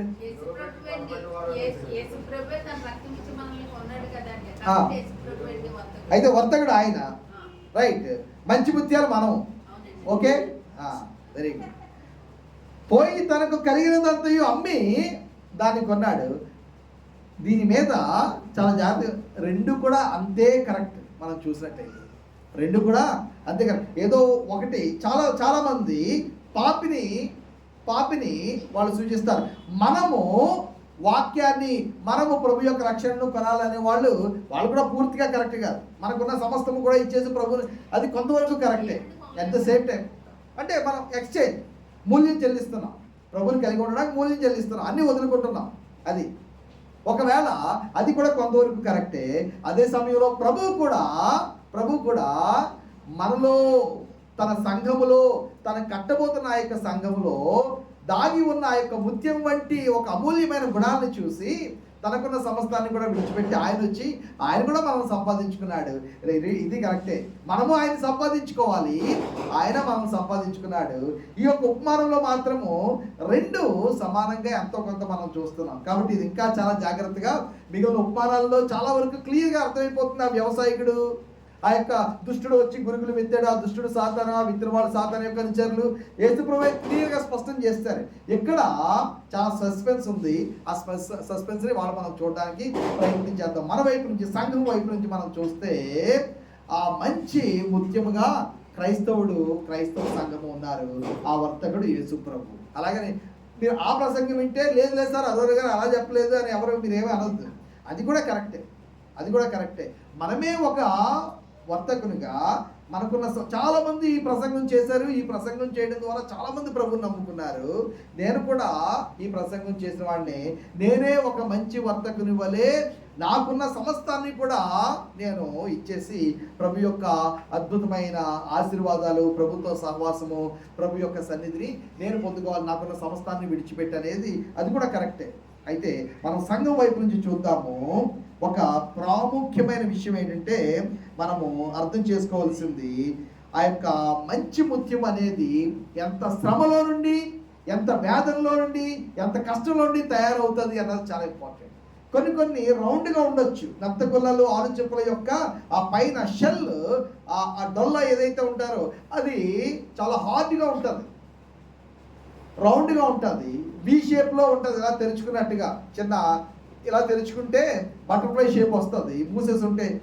ఇదంతా కూడా ప్రభు ఎంత అద్భుతంగా ఒక బలహీనమైన నత్తగొల్ల యొక్క శరీరంలో నుండి తయారైన కొన్ని పదార్థాలను మనకి ఎలాగైతే చిన్న పిల్లవాడు చాలా చిన్న కడుపుగా ఉన్నప్పుడు తల్లి గర్భంలో ఉండగానే ఎముకలు ఎలాగైతే ఏర్పడ్డాయో, హెయిర్ ఎలాగైతే ఏర్పడిందో, ఆ విధంగా గోర్లు ఎలాగైతే ఏర్పడినాయో అదే సిమిలర్ కణజాలాలతో కూడిన ఈ యొక్క నత్తగుల్ల పైన ప్రొటెక్షన్గా ప్రభు ఈ అద్భుతమైన గుల్ల ఏర్పడడానికి ప్రభు తయారు. ఒక్కొక్క సృష్టి ఎంత వైవిధ్యంగా ఉందో అర్థం చేసుకోవాలి. చాలా బలహీనమైన, చాలా మెత్తని శరీరము, ఆ మెత్తని శరీరంలో నుంచి వచ్చిన కొన్ని ద్రవాలు అలాగ ఊరి ఏర్పడి ఎంత అందమైన వివిధ రకాల్లో ఎంత లైట్ అది పరావర్తనం చెందిస్తూ ఉంటుంది. నత్తగుల యొక్క ఆ డొల్ల కానీ, అందులో దొరికిన ముత్యం కానీ లైట్ పరావర్తనం చెందుతుంది. అంటే ఒక చోట ముత్యాలన్నీ యాక్చువల్గా పెట్టేస్తే లైట్ వాటి మీద వేస్తే మళ్ళీ అది ఏం చేస్తుంది అంటే లైట్ని రిఫ్లెక్ట్ చేస్తుంది. చాలా విషయాల్లో లైట్ దేని మీద కొడితే రిఫ్లెక్షన్ ఎక్కువగా రాదు, కానీ గ్లాస్ రిఫ్లెక్షన్ ఎక్కువగా వస్తుంది. మీరు ఒక ప్రయోగం చేసి చూడండి. ఇంటి నిండా వీలైతే అద్దాలు పెట్టేసి చిన్న లైట్ వెలిగించండి, చాలా లైటింగ్ ఉన్నట్టుగా ఉంటుంది. అది లైట్ ఏం చేస్తుంది అంటే ఇంకా ఎక్కువ ప్రకాశమానం చేసేస్తుందన్నమాట, పరావర్తనం చెందించేస్తుంది. అదే నల్లటి కట్టెలను కట్టేయండి, ఒక కొవ్వొత్తి వెలిగిస్తే ఏమీ కూడా రాదు. ఈ డొల్లల్లో అటువంటిది. అయితే ఎక్కడి నుంచి వచ్చింది ఎంత గొప్పది అని అంటే ఆ యొక్క నత్తగుల్ల యొక్క శరీరంలోనికి సముద్రంలో చాలా వేస్ట్. సముద్రం అనే మాట ఎందుకు వాడుతున్నానంటే 50-60% నత్తగుల్లలో ఎక్కువ సముద్రపు నీటిలో, ఉప్పు నీటిలోంచి, తర్వాత 20-30% మంచినీటిలో కూడా చేస్తున్నారు. మెజారిటీ ఎక్కువగా ఆ రోజుల్లో ప్రభు వాడుతున్న సందర్భంలో మంచినీటిలో నత్తగుల్లల్ని వాటిని ప్రత్యేకంగా పండించే వ్యాపారం చేసే ఇది రాలేదు, సముద్రం నుంచి సేకరించేవారు. కాబట్టి సముద్రంలో ఉప్పు నీరు గురించి చెప్తున్నాను. సముద్రంలో చాలా రకాల వ్యర్థాలు, చాలా రకాలైన షార్ప్గా ఉండే ఇసుక రేణువులు ఒక్కోసారి ఆ నత్తగుల్ల శరీరంలో ఇరుక్కుపోయినప్పుడు అది దాని కదలికల్లో చాలా బాధ కలిగిస్తూ ఉంటుంది. కార్ వాష్ దగ్గర దేన్ని మనం ఈ సాల్ట్ వేసి చెప్ప మీరున్నారు ఆ రోజు, జలగ యొక్క కణజాలము, నత్తగుల్ల యొక్క కణజాలము, శరీరము అమరిక ఒకలాగా ఉంటుంది. ఆ యొక్క జలగ ఎప్పుడైనా మీకు దొరికితే లేకపోతే ఇంకా పెద్దవి ఉంటాయి, ఫిల్ అంటాం హిందీలో, దాన్ని డల్హౌసీ నిండా ఉంటాయి వర్షాకాలంలో. అవి చాలా పెద్దవి ఉంటాయి, ఒక ఆకు అంతా ఇలాగ ఎండిపోయిన ఆకులాగా కింద పడినట్టుగా ఉంటాయి. వాటి మీద మీరు డప్పు ఉంటుంది, కానీ డప్పు మీద కాదు, డప్పు మీద కాకుండా దాని యొక్క ముఖం కానీ కాళ్ళు కానీ చేతులు కానీ అలా బయటకు వచ్చినట్టుగా ఉంటుంది. ఆ యొక్క డొల్ల ఉన్న చోట, ఆ డొప్పలాగా ఉన్న చోట కాకుండా దాని శరీరం మీద సాల్ట్ వేయండి, వెంటనే బుడగలు బుడగలు బుడగలలాగా మొత్తం దాని శరీరం అంతా కూడా వెంటనే ఒక ద్రవాలని విడిచిపెట్టేస్తుంది, డ్రై అయిపోద్ది, చచ్చిపోద్ది అనమాట. అంటే దాని శరీరము అంత సున్నితంగా ఉంటుంది. ఆ ఉప్పు యొక్క ఒక్క కణం వేస్తే చాలు, అక్కడ దాని శరీరంలోంచి వెంటనే బయటికి ఇలాగ బుడగలు బుడగలు బుడగలులాగా ఒక ద్రవాలు రిలీజ్ చేస్తుంది. అంత బలహీనమైన శరీరము ఈ యొక్క నత్తగులకు ఉంటుంది. ఆ యొక్క ఇసుక రేణువులు సముద్రంలో కానీ, చచ్చిపోయిన లేకపోతే పెద్ద చేపలు తినేసిన చిన్న చిన్న చేపల యొక్క ముళ్ళులు కానీ ఏదన్నా దాని శరీరంలో విరిగిపోయింది, అలాగే వెళ్ళిపోయి దూరుకుపోయి అతుక్కుపోతే దాని యొక్క శరీరము విలవిల్లాడిపోద్ది అనమాట. సున్నితమైన శరీరము విలవిల్లాడిపోయి ఆ బాధ తట్టుకోవడానికి ఈ కొన్ని కెమికల్స్ని, ఆ ద్రవాలని అలాగే రిలీజ్ చేస్తూ ఉంటే అది దాని మీద అలాగ ముత్యంలాగా దాని శరీరంలో అది ఫార్మ్ అవుతూ ఉంటుంది. అది చాలా ఎంత బలహీనమైన పరిస్థితుల్లోంచి, ఎంత వ్యాధుల్లోంచి, ఎంత కష్టంలో ఉండి ఆ యొక్క ముత్యం అనేది ఆవిర్భవిస్తుందో మనం అర్థం చేసుకుంటే మనం ప్రభువుని చాలా స్తుతిస్తూ ఉంటాం. రైట్, ఇప్పుడు మన దగ్గరకు వద్దాము. యెషయా గ్రంథము 53వ అధ్యాయంలో ప్రభు యొక్క సంఘం కూడా ప్రభు యొక్క దేహంలోంచి ఆ విధంగానే ఉద్భవించింది. ప్రభు యొక్క కష్టంలోంచి, సిలువలోంచి, శ్రమల్లో నుంచి ప్రభు యొక్క దేహము ఆవిర్భవించింది. ఐజియా 53 అమ్మ చదవండి. తెలియజేసిన సమాచారం ఎవడు నమ్మెను? ఓకే, యెహోవా బాబు ఎవరికి బయలుపరచబడెను? ఓకే, లేత మొక్క వలెను, ఎదుట భూమిలో మొలిచిన మొక్క వలెను అతడు ఆయన ఎదుట పెరిగెను. ఓకే, అతనికి స్వరూపమైన సొగసైన లేదు. స్వరూపము సొగసు ఏమీ లేని ఆయన యొక్క శరీరము నలగగొట్టబడడం ద్వారా ఆయన వేదనలో నుండి, ఆయన శ్రమల్లో నుండి కూడా ఈ యొక్క అద్భుతమైన సంఘం అనే దాన్ని విశ్వసించిన వారి ద్వారా ప్రభు కలగజేస్తూ ఉన్నాడు. రైట్, ఎఫెసీయులకు రాయబడిన పత్రిక 5వ అధ్యాయము 25వ వచనం. మీరు 6వ వచనం వరకు తర్వాత చదువుకోండి, సమయం వలన నేను ముందుకు వెళ్తాను. ఎఫెసియన్స్ 5:25 5:25.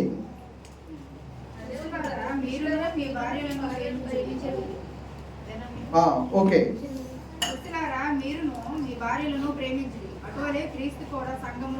క్రీస్తు కూడా అటువలే ప్రేమించి కళంకమైనను అట్టిది మరి ఏదైనను లేక పరిశుద్ధమైనది గాను నిర్దోషమైనది గాను మహిమగల సంఘం గాను ఆయన తన ఎదుట దాన్ని కొనవలనని వాక్యముతో స్నానము చేత దాన్ని పరిశుద్ధపరిచి ప్రైజ్ లార్డ్ పరిశుద్ధపరచుటకై దాని కొరకు తనను తాను అప్పగించుకొనెను. సంఘమును పరిశుద్ధపరచడానికి దాని కొరకై ఆయన తనను తాను ఏం చేశారు? అర్పించేసుకున్నారు, తను తాను బలి అయిపోయారు. ప్రభు యొక్క బలియాగం ద్వారా సంఘము పరిశుద్ధంగా ఉండాలి, సంఘము నిర్మలంగా ఉండాలి, సంఘము మచ్చ, దాగు, మడత, మలినము అటువంటిది మరి ఏది కూడా లేకుండా ఉండాలి. సంఘము దేవుని యొక్క మహిమకరంగా ఉండాలని ప్రభు యేసుక్రీస్తు తన యొక్క శరీరంలో ఆయన వేదన పడడం ద్వారా మనము పరిశుద్ధంగా చేయబడ్డాం, మనం నీతిమంతులుగా చేయబడ్డాం, మనం దేవుని బిడ్డలుగా చేయగలం. Praise lord. రెవల్యూషన్ 1:5 ప్రకటన గ్రంథము 1వ అధ్యాయము 5వ వచనము. రెవల్యూషన్ 1:5 నమ్మకమైన సాక్షియు మృతులలో నుండి ఆది సంపూర్ణుడిగా లేచిన వాడును భూపతులకు అధిపతియైన యేసుక్రీస్తునియు కృపా సమాధానములు కలుగునుగాక. ఓకే, మనల్ని ప్రేమించుచు తన రక్తము వలన మన పాపముల నుండి మనల్ని ప్రేమించి మన పాపములు ఏదైతే ఉన్నాయో వాటి నిమిత్తమై తన రక్తమును మనల్ని విడిపించిన వారికి మహిమయు ప్రభావము యుగయుగములు కలుగునుగాక. Praise Lord. హల్లెలూయా. ఇవాళ మనం సంఘంగా ఉన్నామనంటే మనం అర్థం చేసుకోవాల్సింది ప్రభు తన శారీరక దేహంలో రక్తము కారునంతగా విలువబడినట్టుగా, ఆయన బాధించబడినట్టుగా, రోగగ్రస్తుడు అయినట్టుగా, ఆయన వ్యసనాక్రాంతుడుగా, చింతాక్రాంతుడుగా అయినట్టి, మనుషులు చూడనులని వారిగా, ముఖంలో తిప్పి వేసుకునే వారిగా ప్రభు తన శారీరక దయములో మన పాపములను బట్టి, మన విడుదలను బట్టి ఆయన దుఃఖపడ్డం, శ్రమపడ్డం వలన ఇప్పుడు సంఘము ఆయన కొరకు మచ్చ, డాగు, మలినము అట్టి మరి ఏది కూడా లేని ఒక పరిశుద్ధమైన మహిమ కలిగిన సంఘంగా మనం తయారవుతున్నాం. Praise lord. కాబట్టి ఈ యొక్క మంచి ముత్యమును కొనడానికి బయలుదేరిన వ్యాపారి, వర్తకుడు ఈ యొక్క పోలిక సంఘాన్ని బట్టి చెప్పబడింది, దేవుని యొక్క రాజ్యాన్ని బట్టి చెప్పబడింది అని మనకు అర్థమవుతుంది. రైట్. ఒకటి. కాబట్టి మొట్టమొదటి విషయం మనం ఏ అర్థం చేసుకోవాలంటే, ఈ మంచి ముత్యము శ్రమలో నుంచి ఉద్భవిస్తుంది. కాబట్టి మనము కూడా మేలుకరమైన ఈ యొక్క పరిస్థితిలోకి రావడానికి ప్రభువు ఎలాగైతే ఆయన శ్రమను అనుభవించాడో, మనం కూడా ఇంకా అనేక మంది కొరకు ఆశీర్వాదకరంగా ఉండేలాగున ప్రభు మన జీవితంలో కూడా ఒక శ్రమ, ఒక కష్టము, ఒక బాధ, ఒక ముళ్ళు, ఒక అనారోగ్యము, ఒక బలహీనత ప్రభు ఎలా చేస్తాడు, దాని ద్వారా అందమైన కార్యాన్ని ప్రభు చేసేవాడు ఉన్నాడు. దేవుని యొక్క రాజ్యంలో ఆయన శరీరంలో, మన శరీరంలో ఆయన దేహము సంఘము. మనం కట్టే స్థానిక సంఘంలో కానీ, సార్వత్రిక సంఘంలో కానీ శ్రమలను ప్రభు వాడుకుంటాడు. శ్రమలు లేకుండా ముత్యములు అనేవి తయారవడం సాధ్యం కాదు. Praise Lord. ఈ శ్రమలు, కష్టాలు, వేదనలు ముత్యాలు ప్రొడ్యూస్ చేయడానికి మెకానిజాన్ని పనిచేస్తున్నాయి మనలో, లేకపోతే డిస్కరేజ్ అయిపోయి దేవుని చిత్తం నుంచి తొలగిపోతున్నాం అనేది మనం చూసుకోవాలి. Praise Lord. దేవుని యొక్క చిత్తము ఈ కష్టాలు, శ్రమలు ఇవ్వడం వెనక దేవుని యొక్క చిత్తము మనము దేవుని చిత్తం నుంచి తొలగిపోవడం కాదు, కానీ మనము అద్భుతమైన విషయాల్ని దేవుని యొక్క సన్నిధిలో పొందుకోవాలి. రెండో విషయానికి వెళ్దాము. ఈ యొక్క ఆలు చెప్పలోంచి, నత్తగులలో నుండి ముత్యము పూర్తిగా తయారవడానికి రహస్యంగా తయారవుతుంది. అయితే రహస్యంగా తయారైన సమయంలో కూడా సమయం తీసుకుని 2-3 సంవత్సరాల పాటు ఎదుగుతూ అప్పుడు కానీ పూర్తిగా పరిపక్వమైన అందంలోనికి, పరిపక్వమైన ఆ షేప్లోనికి, పరిపక్వమైన ఆ యొక్క సౌందర్యంలోనికి, ఆ స్మూత్నెస్ లోనికి, ఆ హార్డ్నెస్ లోనికి ఇది రాదు. Praise Lord. హల్లెలూయా. దేవుని యొక్క వాక్యము మనం చూద్దాము. దేవుని యొక్క వాక్యము యోహాను సువార్త 6వ అధ్యాయము 44వ వచనము. పర్లేదు. హలో. నన్ను పంపిన తండ్రి వారిని ఆకర్షిస్తేనే కానీ ఎవడను నా యొద్దకు రాలేడు. రైట్. ఒకటి, ప్రభు మనల్ని ఆకర్షించుకుంటున్నాడు. ప్రభు మనల్ని ఆకర్షించుకోవడం ద్వారా దేవుని యొక్క రాజ్యములో మనము తయారవుతున్నాం అనేది మనం అర్థం చేసుకుందాము. 2:47 అపోస్తల కార్యములు 2వ అధ్యాయము 47వ వచనము. ప్రభువు చేర్చడం ద్వారా మనం ప్రభు యొక్క సన్నిధిలోకి వస్తున్నాం. ఆకర్షించుకుంటున్నాడు. ఆహారం పుచ్చుకొనుచుండిరి మరియు ప్రభువు రక్షణ పొందుచున్న వారిని అనుదినము అనుదినము దేవుని యొక్క సంఘము, దేవుని యొక్క రాజ్యం ఎదుగుదల ఒకటి ఆయన ఆకర్షించుకోవడం ద్వారా జరుగుతుంది. రెండవది అనుదినము కొద్ది కొద్దిగా దేవుని యొక్క సంఘం ఎదుగుదల జరుగుతుంది. ఇక్కడ కూర్చుని ఉండగా మనకు తెలియకపోవచ్చు, కానీ మనము పెరట్లో నాటిన మొక్కే ఎప్పుడు ఎదిగిపోయింది, ఎప్పుడు చూస్తుండగానే ఎదిగిపోయింది అంటున్నాం. పిల్లల గురించి మాట్లాడుతూ అప్పుడే అంత పెద్దోళ్ళు అయిపోయారు అంటున్నారు కదా. మరి ప్రభు నాటిన సంఘము, ప్రభు యొక్క ఉద్దేశంలో ఉన్న సంఘము, ఆ మంచి ముత్యం ఎలాగైతే కన్నుల చాటున అది ఎదుగుతూ ఉందో, అలా ఒకరోజు చాలా పర్ఫెక్ట్ ఫామ్లోకి, షేప్లోకి దేవుడు తన యొక్క సంఘాన్ని తీసుకుని వస్తాడు. Praise Lord. హల్లెలూయా. అక్కడ దేవుడు ఆకర్షించుకోవడం ద్వారా మనం వచ్చాము. రెండోది అనుదినము ప్రభు ఎదుగుదలిస్తున్నాడు. 3వ వాక్యం చూద్దాము. 6:7 అపోస్తల కార్యములు 6:7 చూస్తే అక్కడ వేరే పదం వాడారు సంఘం ఎదగడానికి.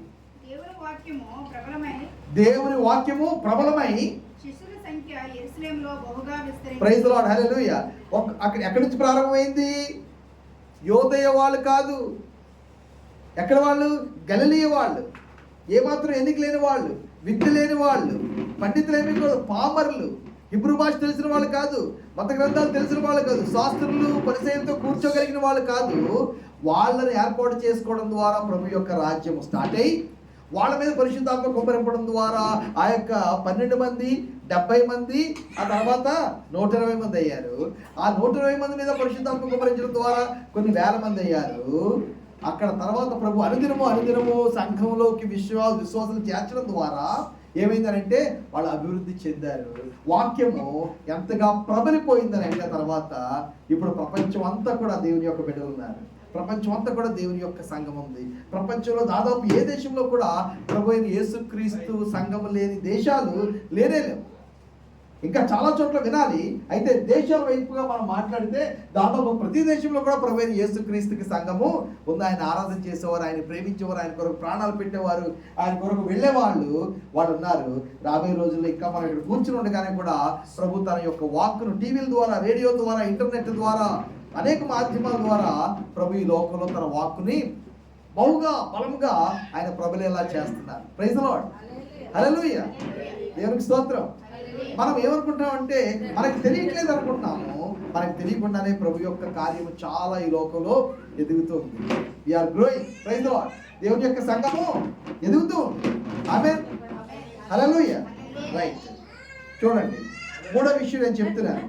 ఒకటి, రైట్ పర్లేదు.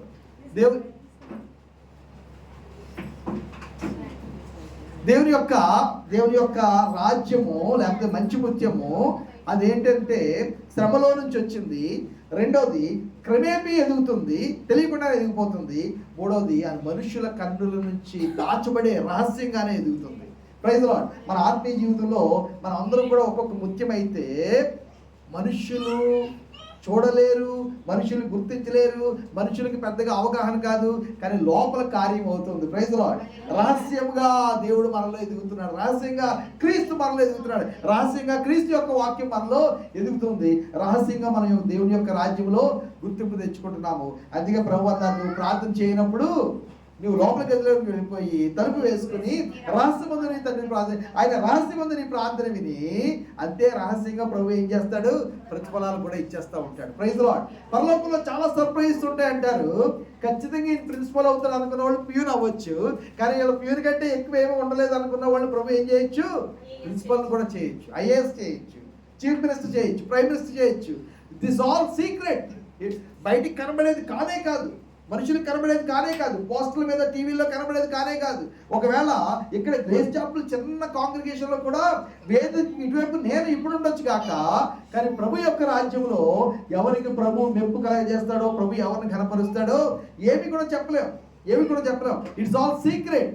దేవుని యొక్క రాజ్యము, విశ్వాసి సంఘము, ఆ ముత్యము మనుషుల యొక్క కళ్ళకు మరుగై ఎదిగిపోయి అందంగా తయారైపోయి విలువ వచ్చేసినట్టుగా దేవుని యొక్క సంఘము, దేవుని యొక్క బిడ్డలు కూడా అంతే రహస్యంగా ఎదుగుతారు. Praise the Lord. ఆ రహస్యంగా మనం ఎదగాలి.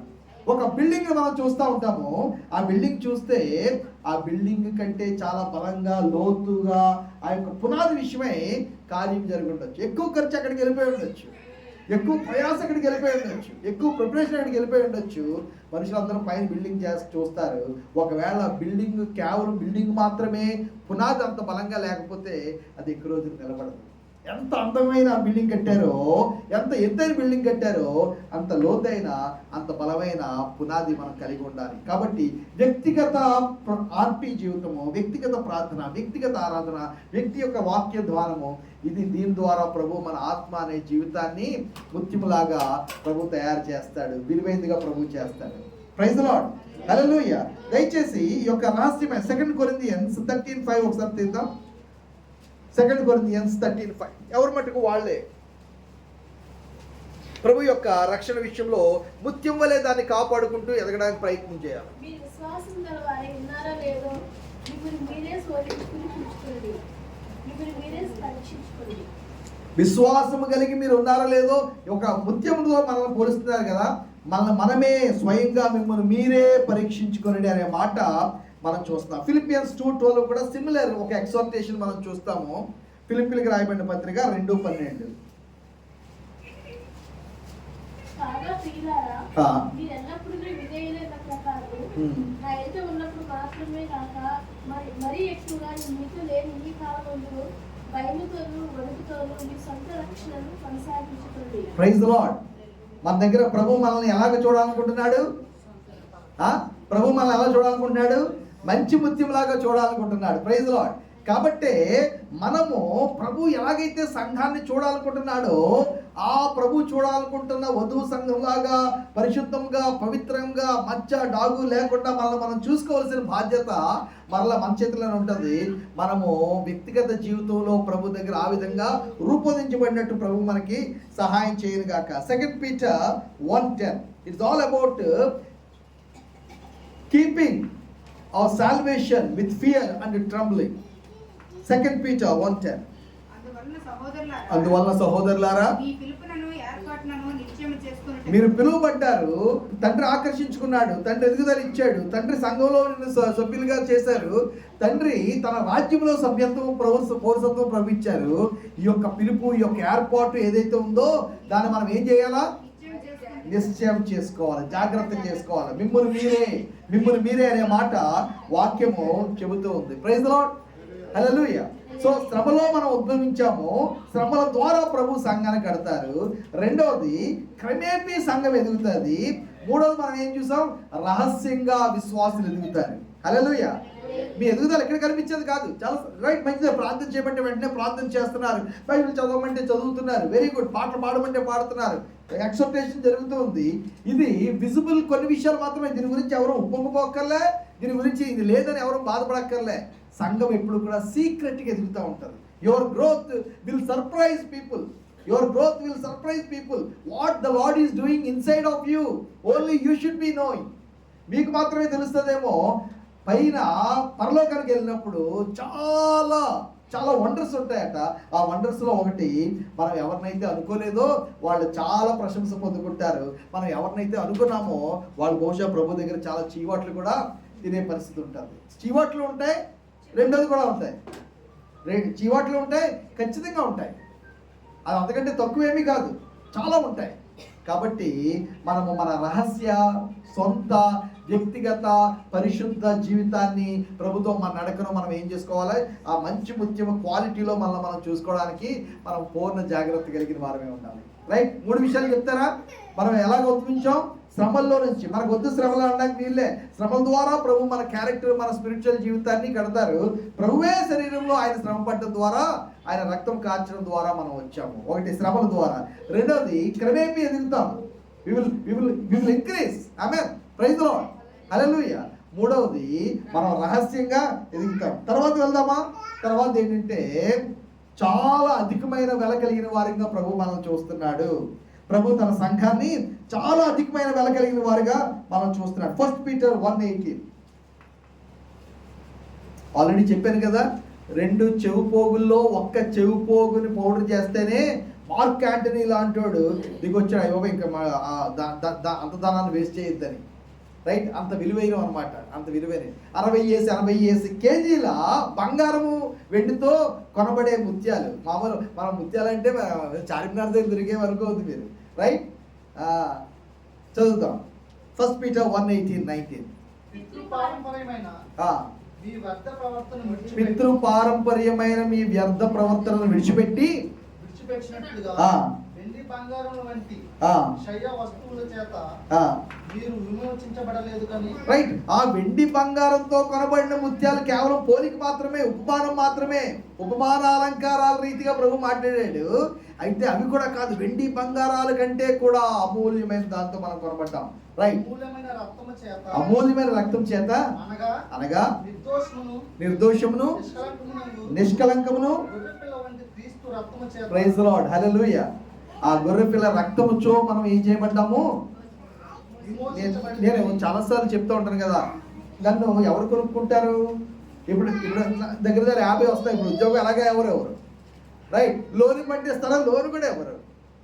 చెర్రీకి ఫీజు కట్టాలంటే చాలా పేపర్ వర్క్ చేసాం. ఎవరో సజెస్ట్ చేశారు పలానా వాళ్ళు అయితే అవుతుంది కదా అని. సరే పలానా వాళ్ళు కదా అవుతుంది కదా అని వెళ్తే తీరా దిగిన తర్వాత టైం దగ్గరికి వచ్చేసిన తర్వాత అప్పుడు అర్థమైంది అది కూడా టీవీలో మాత్రమే. ఏం చెప్తున్నారంటే అసలు ఏమి క్వాలిటర్ వద్దు, పత్రాలు అడగరు, ఏం అడగరు. గవర్నమెంటే ఆ పిల్లలు ఉద్యోగం చేసి వాళ్ళు సంపాదించుకుని వాళ్ళు కట్టేసుకుంటారు, మీకు అసలు ఏమి సంబంధం ఉండదు, గవర్నమెంట్ చూసుకుంటుంది అన్నారు. ఉట్నే ఆ ఫీజు వాళ్ళు వేయాల్సి వచ్చినప్పుడు సరే కొంత మీరే అయినట్టు, ఫీజు వాళ్ళు వేయాల్సి వచ్చినప్పుడు కొంత మీదే. సో అయితే ఇంక బయట వేరే ప్రత్యామ్నాయం చూసుకునే వాళ్ళంగా లోకంలో అంతా ఎందుకు చెప్తానంటే మన విలువ మనుషులు చాలా గీసి చూస్తారు. కిరణ్ గారు అన్నారు ఒక మాట, గేదెని నీటిలో పెట్టి బేరవాడినట్టు ఉంటుందండి అనేది.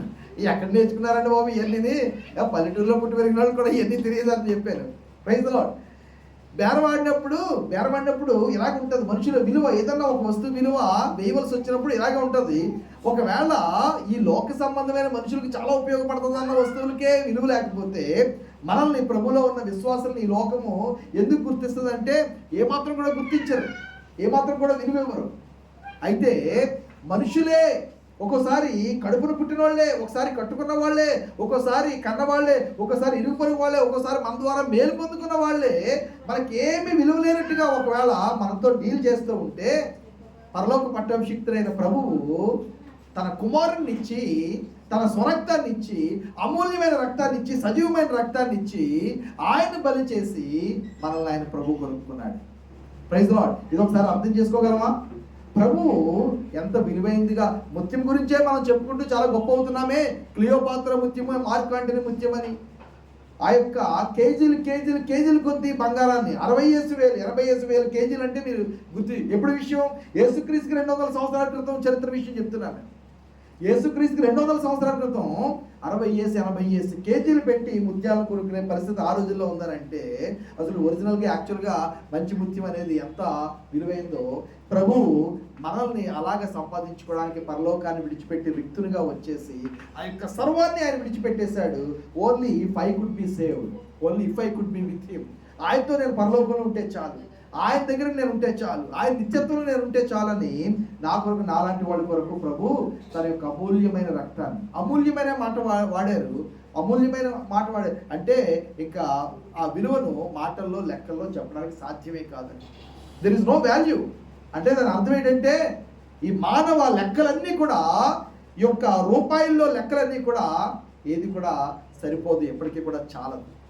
అటువంటి ప్రభు అయిన యేసుక్రీస్తు రక్తంతో నేను కడగబడ్డాను, కొనబడ్డాను, నన్ను ప్రభు సంపాదించుకున్నాడు. ప్రభు నన్ను అటువంటి ఒక ముత్యంగా చూస్తున్నాడు. అది మన విలువ. ప్రభు మనల్ని అంతగా ప్రేమిస్తున్నాడు, అంతగా అందమైన ఒక స్వభావంగా ప్రభు నన్ను చూస్తూ ఉన్నాడు. ఇవాళ ఎప్పుడు నేను ఇంకా నత్తగులగా ఉన్నప్పుడేనేమో, నేను బహుశా ఆ యొక్క ఉప్పు నీటిలో ఆ యొక్క కింద ఉండిపోయినప్పుడే, నేను చాలా చూడడానికి ఒక చాలా చిరాకు కల్పించే విధంగా, జుగుప్స కలిగించే విధంగా ఉన్నప్పుడే చాలామంది మనం చూడడానికి ఇష్టపడం. ఆరోగ్యరీత్యా మంచిదని చాలామంది తినొచ్చు కాక దాన్ని, అయితే దాని రూపం కానీ ఏమాత్రం కూడా మనుషులు ఎత్తుపడే. తర్వాత దాని యొక్క స్పీడ్ గురించి కూడా చెప్తాం కదా, చాలా ఏమాత్రం కూడా తన డిఫెన్స్ లేని, స్పీడ్ లేని, ఎజిలిటీ లేని ఒక చాలా పురుగులు కూడా తినడానికి ఇష్టపడిన ఉంది. So in no way it is going to be useful in one way. అటువంటి దాంట్లో ప్రభు అంత గొప్ప మహత్తును పెట్టాడు, అంత గొప్ప విలువను పెట్టాడు. అది మన జీవితమే. ఆ యొక్క ఆయిస్టర్ లేకపోతే ఆరు చెప్ప లేకపోతే ఆ యొక్క నత్తగొల్ల ఏదైతే ఉందో అది నా జీవితమే. ఈ యొక్క అధ్వానమైన, చూడడానికి కూడా చాలా పెద్దగా ఆకర్షణీయమైన రూపం కానీ నా జీవితంలో నుండి ప్రభు తన యొక్క మాట, తన యొక్క ఉద్దేశము, తన యొక్క ప్రవచనాత్మకంగా ఎంత గొప్ప విలువను ప్రభు పెట్టి నడిపిస్తున్నాడు. ఎంత అద్భుతం కదా. 5వ అధ్యాయము, రోమీయులకు రాయబడిన పత్రిక 5వ అధ్యాయము 6-7 వచనాలు చదువుదాం కిందకి. రోమన్స్ 5. ఎలయనగా మనం ఇంకా బలహీనులమై ఉండగా క్రీస్తు యుక్త కాలమున ఆ. భక్తిహీనుల కొరకు చనిపోయెను. ప్రైజ్ ది లార్డ్, హల్లెలూయా. నీతిమంతుల కొరకు సైతం ఒకడు చనిపోవటం. ఎవరైనా నీతిమంతుల కొరకు చనిపోతారు, మంచి వాళ్ళ కొరకు చనిపోతారు, పెద్దవాళ్ళ కొరకు, అందమైన వాళ్ళ కొరకు చనిపోతారు. మనము నిష్ప్రయోజకులంగా ఉన్నప్పుడే, పాపాత్ములుగా ఉన్నప్పుడే, మనం అనీతిమంతులుగా ఉన్నప్పుడే ప్రభు మన కొరకు చనిపోయాడు. చదవండమ్మా. నీతిమంతుల కొరకు సైతం ఒకడు చనిపోవటం అరుదు. ఓకే. మంచివాని కొరకు ఎవడైనా ఒకవేళ చనిపోవు తెగింపవచ్చును. ఓకే. అయితే దేవుడు మన యెడల తన ప్రేమను వెల్లడిపరుచుతున్నాడు. ఆ. ఎట్లనగా మనం ఇంకనూ పాపులమై ఉండగానే క్రీస్తు మన కొరకు చనిపోయెను. Praise the lord. మనలో ఎంత విలువను ఆయన చూశాడు. ఇంకా ఇంకొక వాక్య భాగం చదువుదాము. 2 Thessalonians chapter 2.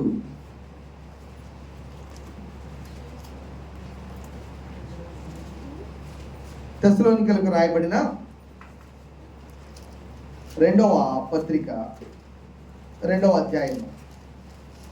వీరు త్వరపడి చంచల మనస్కులు కాకుండా వలననియు, బెదరకుండా వలననియు, మన ప్రభు అయిన యేసుక్రీస్తు రాకడని బట్టి మనము ఆయన యొద్ద కూడుకొనుట బట్టి మిమ్మల్ని వేడుకొనుచున్నాం. ఓకే, మొదట భ్రష్టత్వము సంభవించి నాశన పాత్రుడకు పాప పురుషుడు బయలుపడితేనే గాని ఆ దినము రాదు. Okay, right. నేను 13వ వచనం బ్రదర్. నేను ప్రభు వలన ప్రేమింపబడిన సహోదరులారా, ఆత్మ మిమ్మల్ని పరిశుద్ధపరచుట వలనను మీరు సత్యమును నమ్ముట వలనను రక్షణ పొందుటకు దేవుడు ఆది నుండి మిమ్మల్ని ఏర్పరచుకొనెను గనుక రక్షణ పొందుటకు దేవుడు ఆది నుండి మిమ్మల్ని ఏర్పరచుకొనెను గనుక మేము మిమ్మల్ని బట్టి ఎల్లప్పుడూ దేవునికి కృతజ్ఞతాస్తుతులు చెల్లింపబద్ధులమై ఉన్నాము. మీరు ఇలాగూ రక్షింపబడి మన ప్రభు అయిన యేసుక్రీస్తు యొక్క మహిమను పొందవలనని ఆయన మా సువార్త వల్ల మిమ్మల్ని పిలిచాను. ప్రభు యొక్క ఎంత గొప్ప ప్రణాళిక అయిందో ప్రభు ఇష్టపడ్డాడు. ప్రభు మనలో విలువ చూశాడు. ప్రభు మనల్ని ప్రేమించాడు. ప్రభు మనల్ని ఎన్నుకున్నాడు. ప్రభు మనల్ని నియమించుకున్నాడు. Praise the Lord. కాబట్టి ప్రభుకి మనం ఎంతగా వందనాలు, కృతజ్ఞతలు తెలియజేయాలి. మన ప్రార్థన, మన నడక, మన మాట సమస్తము కూడా మనము ఎంత విలువ పెట్టి కొనబడిన వారమో, మనం ఎంతగా ప్రేమించబడిన వారమో ఈ విషయాన్ని మనము జ్ఞాపకం చేసుకుంటూ ఉండాలి. రైట్. ఆ విషయాలు ఒకసారి చెప్తారా? ఈ మంచి ముత్యము చాలా తీవ్రమైన శ్రమలో నుంచి ఉద్భవిస్తుంది. రెండోది అది క్రమేణా ఎదుగుతూ ఉంటుంది. ఒక పర్ఫెక్షన్ అనేది వచ్చే వరకు ఎవరు కూడా దాన్ని అంత రౌండ్గా చెక్కలేరు. ఎవరు కూడా దానికి అంత షైనింగ్ ఇవ్వలేరు. ఎవరు కూడా దాన్ని పాలిష్ పెట్టలేరు. లోకంలో వజ్రాలు ఉండొచ్చు కాక, డైమండ్స్ ఉండొచ్చు కాక, డైమండ్స్ని కట్ చేసి కూడా వాడుకుంటారు. ముత్యము అది కట్ చేసి, దాని గురించి నేను చెప్తాను తర్వాత, నెక్స్ట్ వస్తుంది. ఓకే, అయితే ముత్యము దాని అంతటా అదే టోటల్ రౌండ్లోకి వస్తుంది. దాని అంతటా అదే టోటల్ పాలిష్లోకి వస్తుంది. దాన్ని రౌండ్గా ఏది చెక్కదు. చెక్తే పాడైపోయింది, అది అయిపోయింది, ఇంకా అది పనికిరాదు. తర్వాత దాన్ని ఎవరు కూడా పాలిష్, ఒరిజినల్ మంచి ముత్యాన్ని ఎవరు కూడా పాలిష్ పెట్టరు. అది బంగారంతో పాటు అన్నీ కూడా సానబెట్టాలి. అన్నీ కూడా వేడి చేయడమో ఏదో ప్రాసెస్ ఉంటుంది. ముత్యం అనేది వేరే, అంటే totally untouched by hand, purely by God's own creation, it got its beauty. అందుకే ఆడవాళ్ళ గురించి చాలా కవిత్వాల్లో ముత్యం అనే మాట మాడతారు. చాలా ఎక్కువగా ముత్యాల గురించి, పర్ల్స్ గురించి రాయబడిన వచనాలు ఉంటాయి. ఎందుకంటే అది మనుషులు తయారు చేస్తే వచ్చిన అందరం కాదు. మనుషులు దాన్ని వేడి చేయడం ద్వారానో, కరిగించడం ద్వారానో, సుత్తుతో కొట్టడం ద్వారానో, మనుషులు దాన్ని ఒక కొలుములో నుంచి తీసుకెళ్ళడం ద్వారానో దానివల్ల ఏమీ కూడా షేపు రాలేదు, అందము రాలేదు, స్మూత్నెస్ రాలేదు, లైట్ రాలేదు. దాంట్లో ఆ యొక్క రిఫ్లెక్షన్, లైట్ కూడా రిఫ్లెక్ట్ చేసే గుణం అంతా కూడా ముత్యం దానంతట అదే స్వాభావికంగా కలిగి ఉంది. అది ఎక్కడి నుంచి వచ్చిందని అంటే శ్రమలో నుంచి వచ్చింది. Praise the Lord. రైట్. శ్రమలో నుంచి మనం ఉద్భవించాము. సంఘము శ్రమలో నుంచి ఉద్భవిస్తుంది. శ్రమలో నుంచే సంఘము స్టార్ట్ అవుతుంది. అది మనం అర్థం చేసుకోవాలి. మన విశ్వాస జీవితం కూడా అటువంటి శ్రమల ద్వారానే ప్రభు మనలో కార్యం చేస్తున్నాం. క్రమేణా మనం ఎదుగుతున్నాము, రహస్యంగా ఎదుగుతున్నాము. తర్వాత ఏం చూసాం మనం చాలా అమూల్యమైన వెల కలిగిన వారు. రైట్. తర్వాత ఆఖరి విషయం కావచ్చు, లేకపోతే సెకండ్ లాస్ట్ అయి ఉండొచ్చు. ఈ ముత్యం అనేది మొక్కలైతే అస్తిత్వాన్ని కోల్పోతుంది. ఈ ముత్యం అనేది అంటే యూనిటీ గురించి చెప్పబడుతుంది ఇక్కడ. It is one single piece అంతే. బంగారం కూడా అలా కాదు. 2-3 చోట్ల నుంచి తవ్వి తీసిన బంగారం కూడా కాల్ చేస్తే దాన్ని బంగారంలో కలిపేసాయి. బంగారంలో వేరేవన్నీ కూడా చేర్చి దాన్ని ఏమంటారు, రకరకాల వేరేవి పంచలోహ. బంగారం వేరే వాటితో మిళితం చేసేసి ముత్యంతో దేన్ని కూడా మిళితం చేసి తయారు చేయలేరు. No, it cannot B.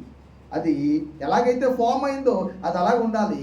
దాన్ని వేరు చేస్తే బద్దలైతే దాని యొక్క అందమంతా పోతుంది, దాని యొక్క ఉపయోగం ప్రయోజనం అంతా కూడా పోతుంది. ఫిలిపియన్స్ 1:27 చదవండి.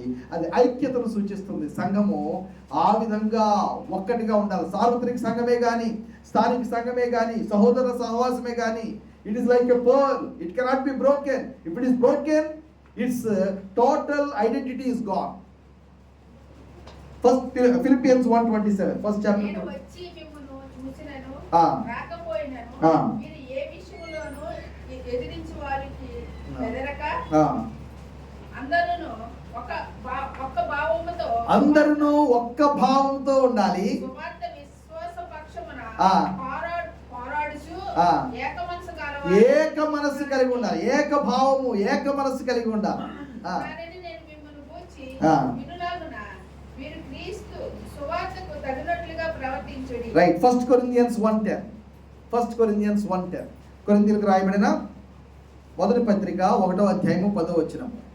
సహోదరులారా, ఎస్, మీరందరూ ఏకభావంతో మాట్లాడవాలని. ఏకభావంతో మీరందరూ ఉండాలి.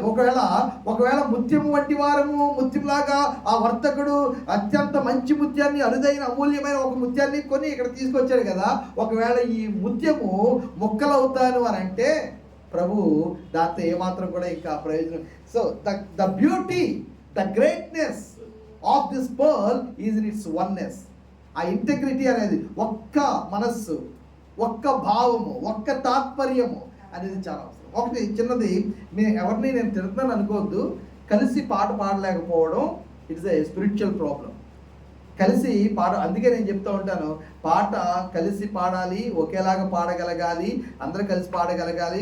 ఒకళ్ళు ఒకలాగా ఒకళ్ళు ఇంకొక తాళంలో పాడుతున్నారంటే there is something wrong with the church. అది మన చర్చే కాదు, ఏ చర్చ్ అనే కాదు. నేను ఎక్కడైనా సరే ఇలాగా ఆనెస్ట్గానే ట్రాన్స్పరెంట్గానే ఉంటాను. మీరు వినండి, ఒక పాట మనం కలిసి పాడలేకపోతున్నాము అని అంటే, అందరం కలిసి ఒకే ట్యూన్లో పాడలేకపోతున్నాం అంటే there is something spiritual problem ఉంది అక్కడ. అంటే ఇంకా అందరం కూడా ఎవరి మటుకు వాళ్ళమే ఈగోయిస్టిక్గా ఉన్నాము, స్వార్థంతో ఉన్నామని అర్థం. రైట్? హలో, అర్థమైందండి? ఖచ్చితంగా ఒకలే పాడుతున్నారా, ఇద్దరు పాడుతున్నారా అనే విషయం ఎవరికి కూడా తెలియనట్టుగా పాడాలి. ఆ రోజు రావాలి, ఆ రోజు కూడా ప్రార్థన చేస్తాను. ఒకలే పాడుతున్నారా, లేకపోతే 10 మంది పాడుతున్నారా? 10 మంది పాడుతున్నారు, బయట ఉన్న వాళ్ళు కూడా మైక్లో క్లియర్గా తెలుసుకోకూడదు. ఒకరికి తూర్పు వెళ్తుంది, ఒకరికి పడవ వెళ్తుందని. హలో, అదొక సైన్, అది ఖచ్చితంగా రావాలి. ఇంకొకళ్ళు ఎవరన్నా స్వాతి పాడుతుంది, నేనైనా తగ్గాలి. రైట్? నేను పాడుతున్నాను, మీరైనా తగ్గాలి. ఏదో ఒకే ట్యూన్లో, ఒకే పదాల్లో, ఒకే భావంతో, ఒకే పిచ్లో మనం పాడాలి. రైట్? బయట వినే వాళ్ళకి ఒకలే పాడుతున్నట్టుగా వినిపించాలి. అదొకటి. చర్చ్ వరకు ప్రభు దగ్గర కూడా లోపల మన మనసులో మనం ఇదే కలిగి ఉండాలి. వీలైతే కొన్ని పాటలు ప్రాక్టీస్ చేయడానికి ఫ్రైడే మార్నింగ్స్ తీసుకుందామా, ఎప్పుడు తీసుకుందాం అనేది మీరు ఖచ్చితంగా ఆలోచించండి. రాగలిగిన వాళ్ళందరూ రాలేరు, అందరూ చర్చకు వచ్చిన వాళ్ళందరూ కూడా రాలేరు, అది అర్థం చేసుకోగలం. కానీ కనీసం మన దగ్గర వాట్సాప్లు ఉన్నాయి, వీటి ద్వారా అయినా సరే పాడాలనుకున్న పాటలు ముందుగానే చెప్పేస్తే ఆ పాటలు ఒకసారి దాని తాలూకు యూట్యూబ్లో ఒకవేళ ఆ పాట కరెక్ట్ ట్యూన్లో మళ్ళీ చాలా చాలా టూ మచ్ వేరియేషన్స్ ఉంటాయి. అలా కాకుండా పాటలోనే కాదు, మాటలోనే, మాట కాదు, పనిలో కూడా, ప్రార్థనలో, ప్రతి విషయంలో కూడా, తలంపుల్లో, ఆలోచనలో కూడా, ఒక సంఘములో ఏకభావము, ఏక తాత్పర్యము, ఏక ఉద్దేశము కనబడినప్పుడు అప్పుడు ప్రభు యొక్క మంచి ముత్యము అనే ఆ జడ్జిమెంట్ నెరవేరినట్టు, లేదా మనము ముత్యం యొక్క విలువను మనం కోల్పోతున్నట్టుగా మనం అర్థం చేసుకోవాలి. దయచేసి ఈ విషయాన్ని అర్థం చేసుకుంటారని నేను అనుకున్నాను. ఎఫెసీయులకు రాయబడిన పత్రిక 4:32, ఎఫెసియన్స్ 4:32. ఒకనియడలో ఒకడు దయగలిగి కరుణాహృదయులై క్రీస్తునందు దేవుడు మిమ్మల్ని క్షమించిన ప్రకారము మీరును ఒకరినొకరు క్షమించుడి. ప్రైజ్ ది లార్డ్, హల్లెలూయా. చదవండి అమ్మా. Okay, right. మిగిలిన వాక్య భాగాలు కొన్ని మనం చూద్దాం. ఈ యూనిటీ, క్షమించుకోవడము, వన్నెస్ అనేది బట్టల్లో రాదు, కలిసి ఫోటోలు తీయించుకుని గోడల మీద పెట్టుకోవడంతో రాదు, లేకపోతే కలిసి పిక్నిక్కి వెళ్ళడంతో రాదు, కలిసి సీషోర్కి వెళ్ళిపోయి ఒకరోజు అంతా ఎంజాయ్ చేయడంతో రాదు. అవన్నీ మంచిదే, ప్రోగ్రామ్స్ ఏమి కూడా చెడ్డవని చెప్పట్లే. అయితే దానివల్ల ఏదో వన్నెస్ వచ్చేస్తుంది, ఏకమనసు వచ్చేస్తుంది అంటే అక్కడ వచ్చే శోధనలు అక్కడ తయారవుతాయి. సో అది కాదు. కలిసి భోజనం చేయడం వలన నో, అది కూడా కాదు. ఏమంటారంటే family that eats together stays together అని అంటారు. భోజనం దగ్గరే గొడవలు ఆడుకునేవి కూడా చాలా ఉంటాయి, భోజనం దగ్గరే గొడవలు వచ్చేవి కూడా చాలా ఉంటాయి. అవన్నీ కూడా వాక్యానుసారమైన విషయాలు కాదు. Marriages are made in heaven లాగే అవన్నీ కూడా వాక్యానుసారమైనవి, నిత్యమైనవి ఏమి కూడా కాదు, మనుషులు కల్పించిన విషయాలే.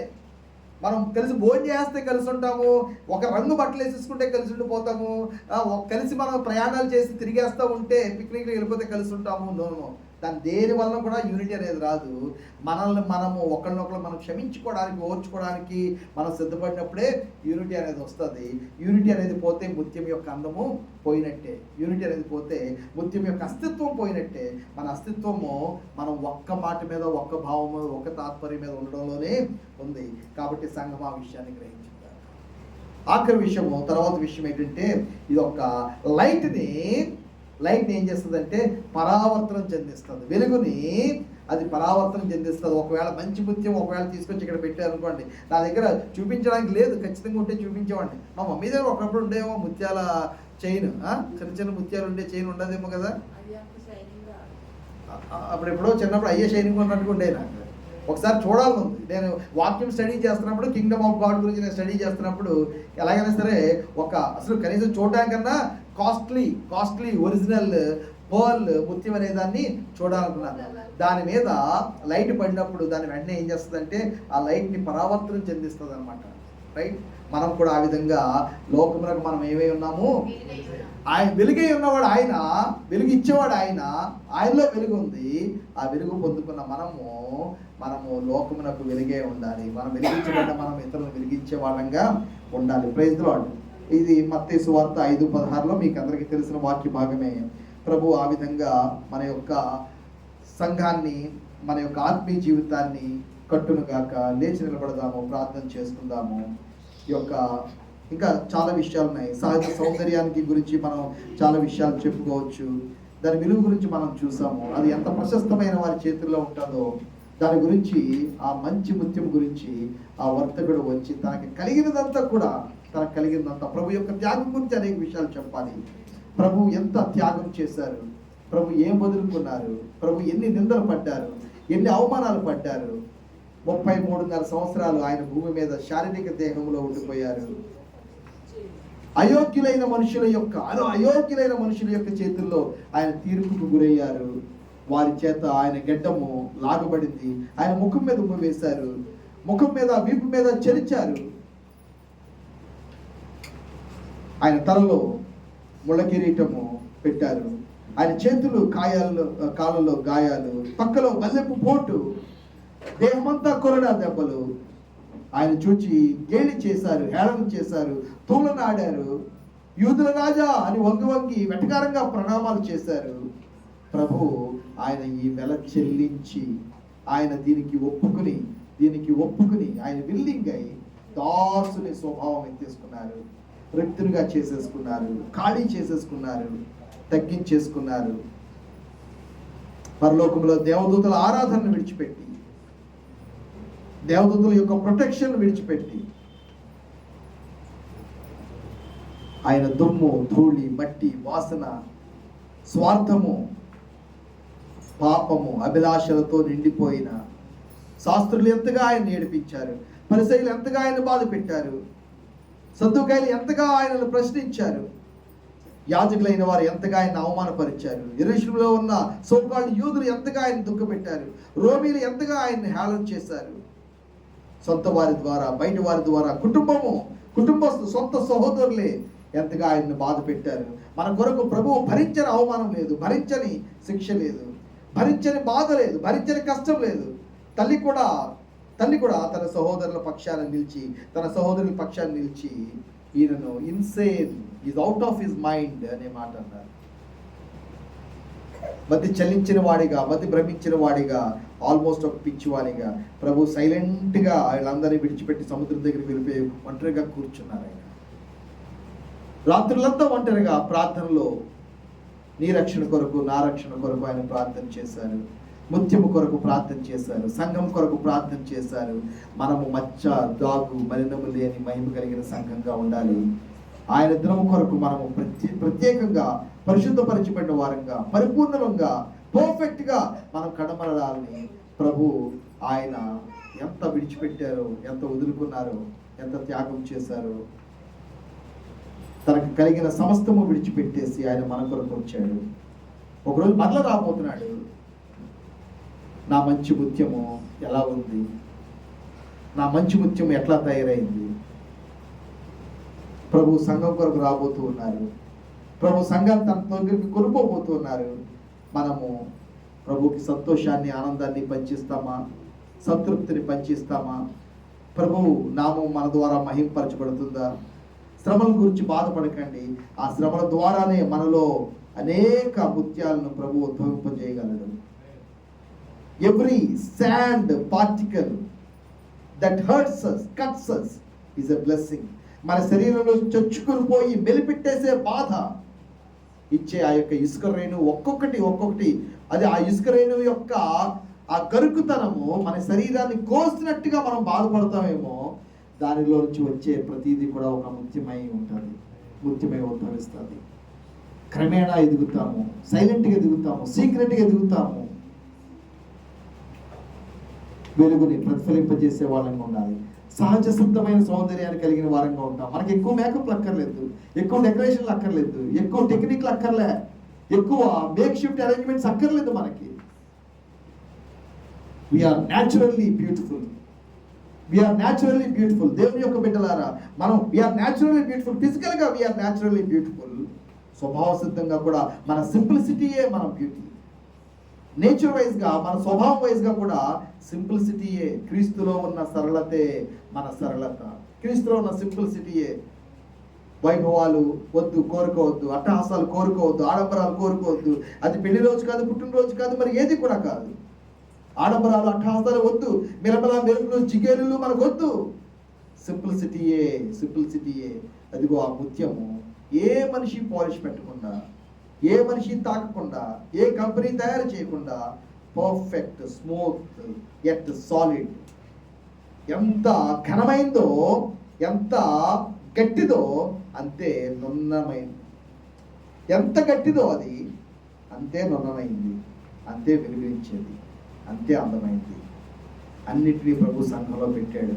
మనము చాలా గట్టి వాళ్ళమే, అదే సమయంలో చాలా నున్నని వాళ్ళమే, అదే సమయంలో చాలా వెలుగిచ్చే వాళ్ళమే, అదే సమయంలో ఆ సింప్లిసిటీలోనే అంత అందాన్ని కూడా ప్రభు పెట్టాడు.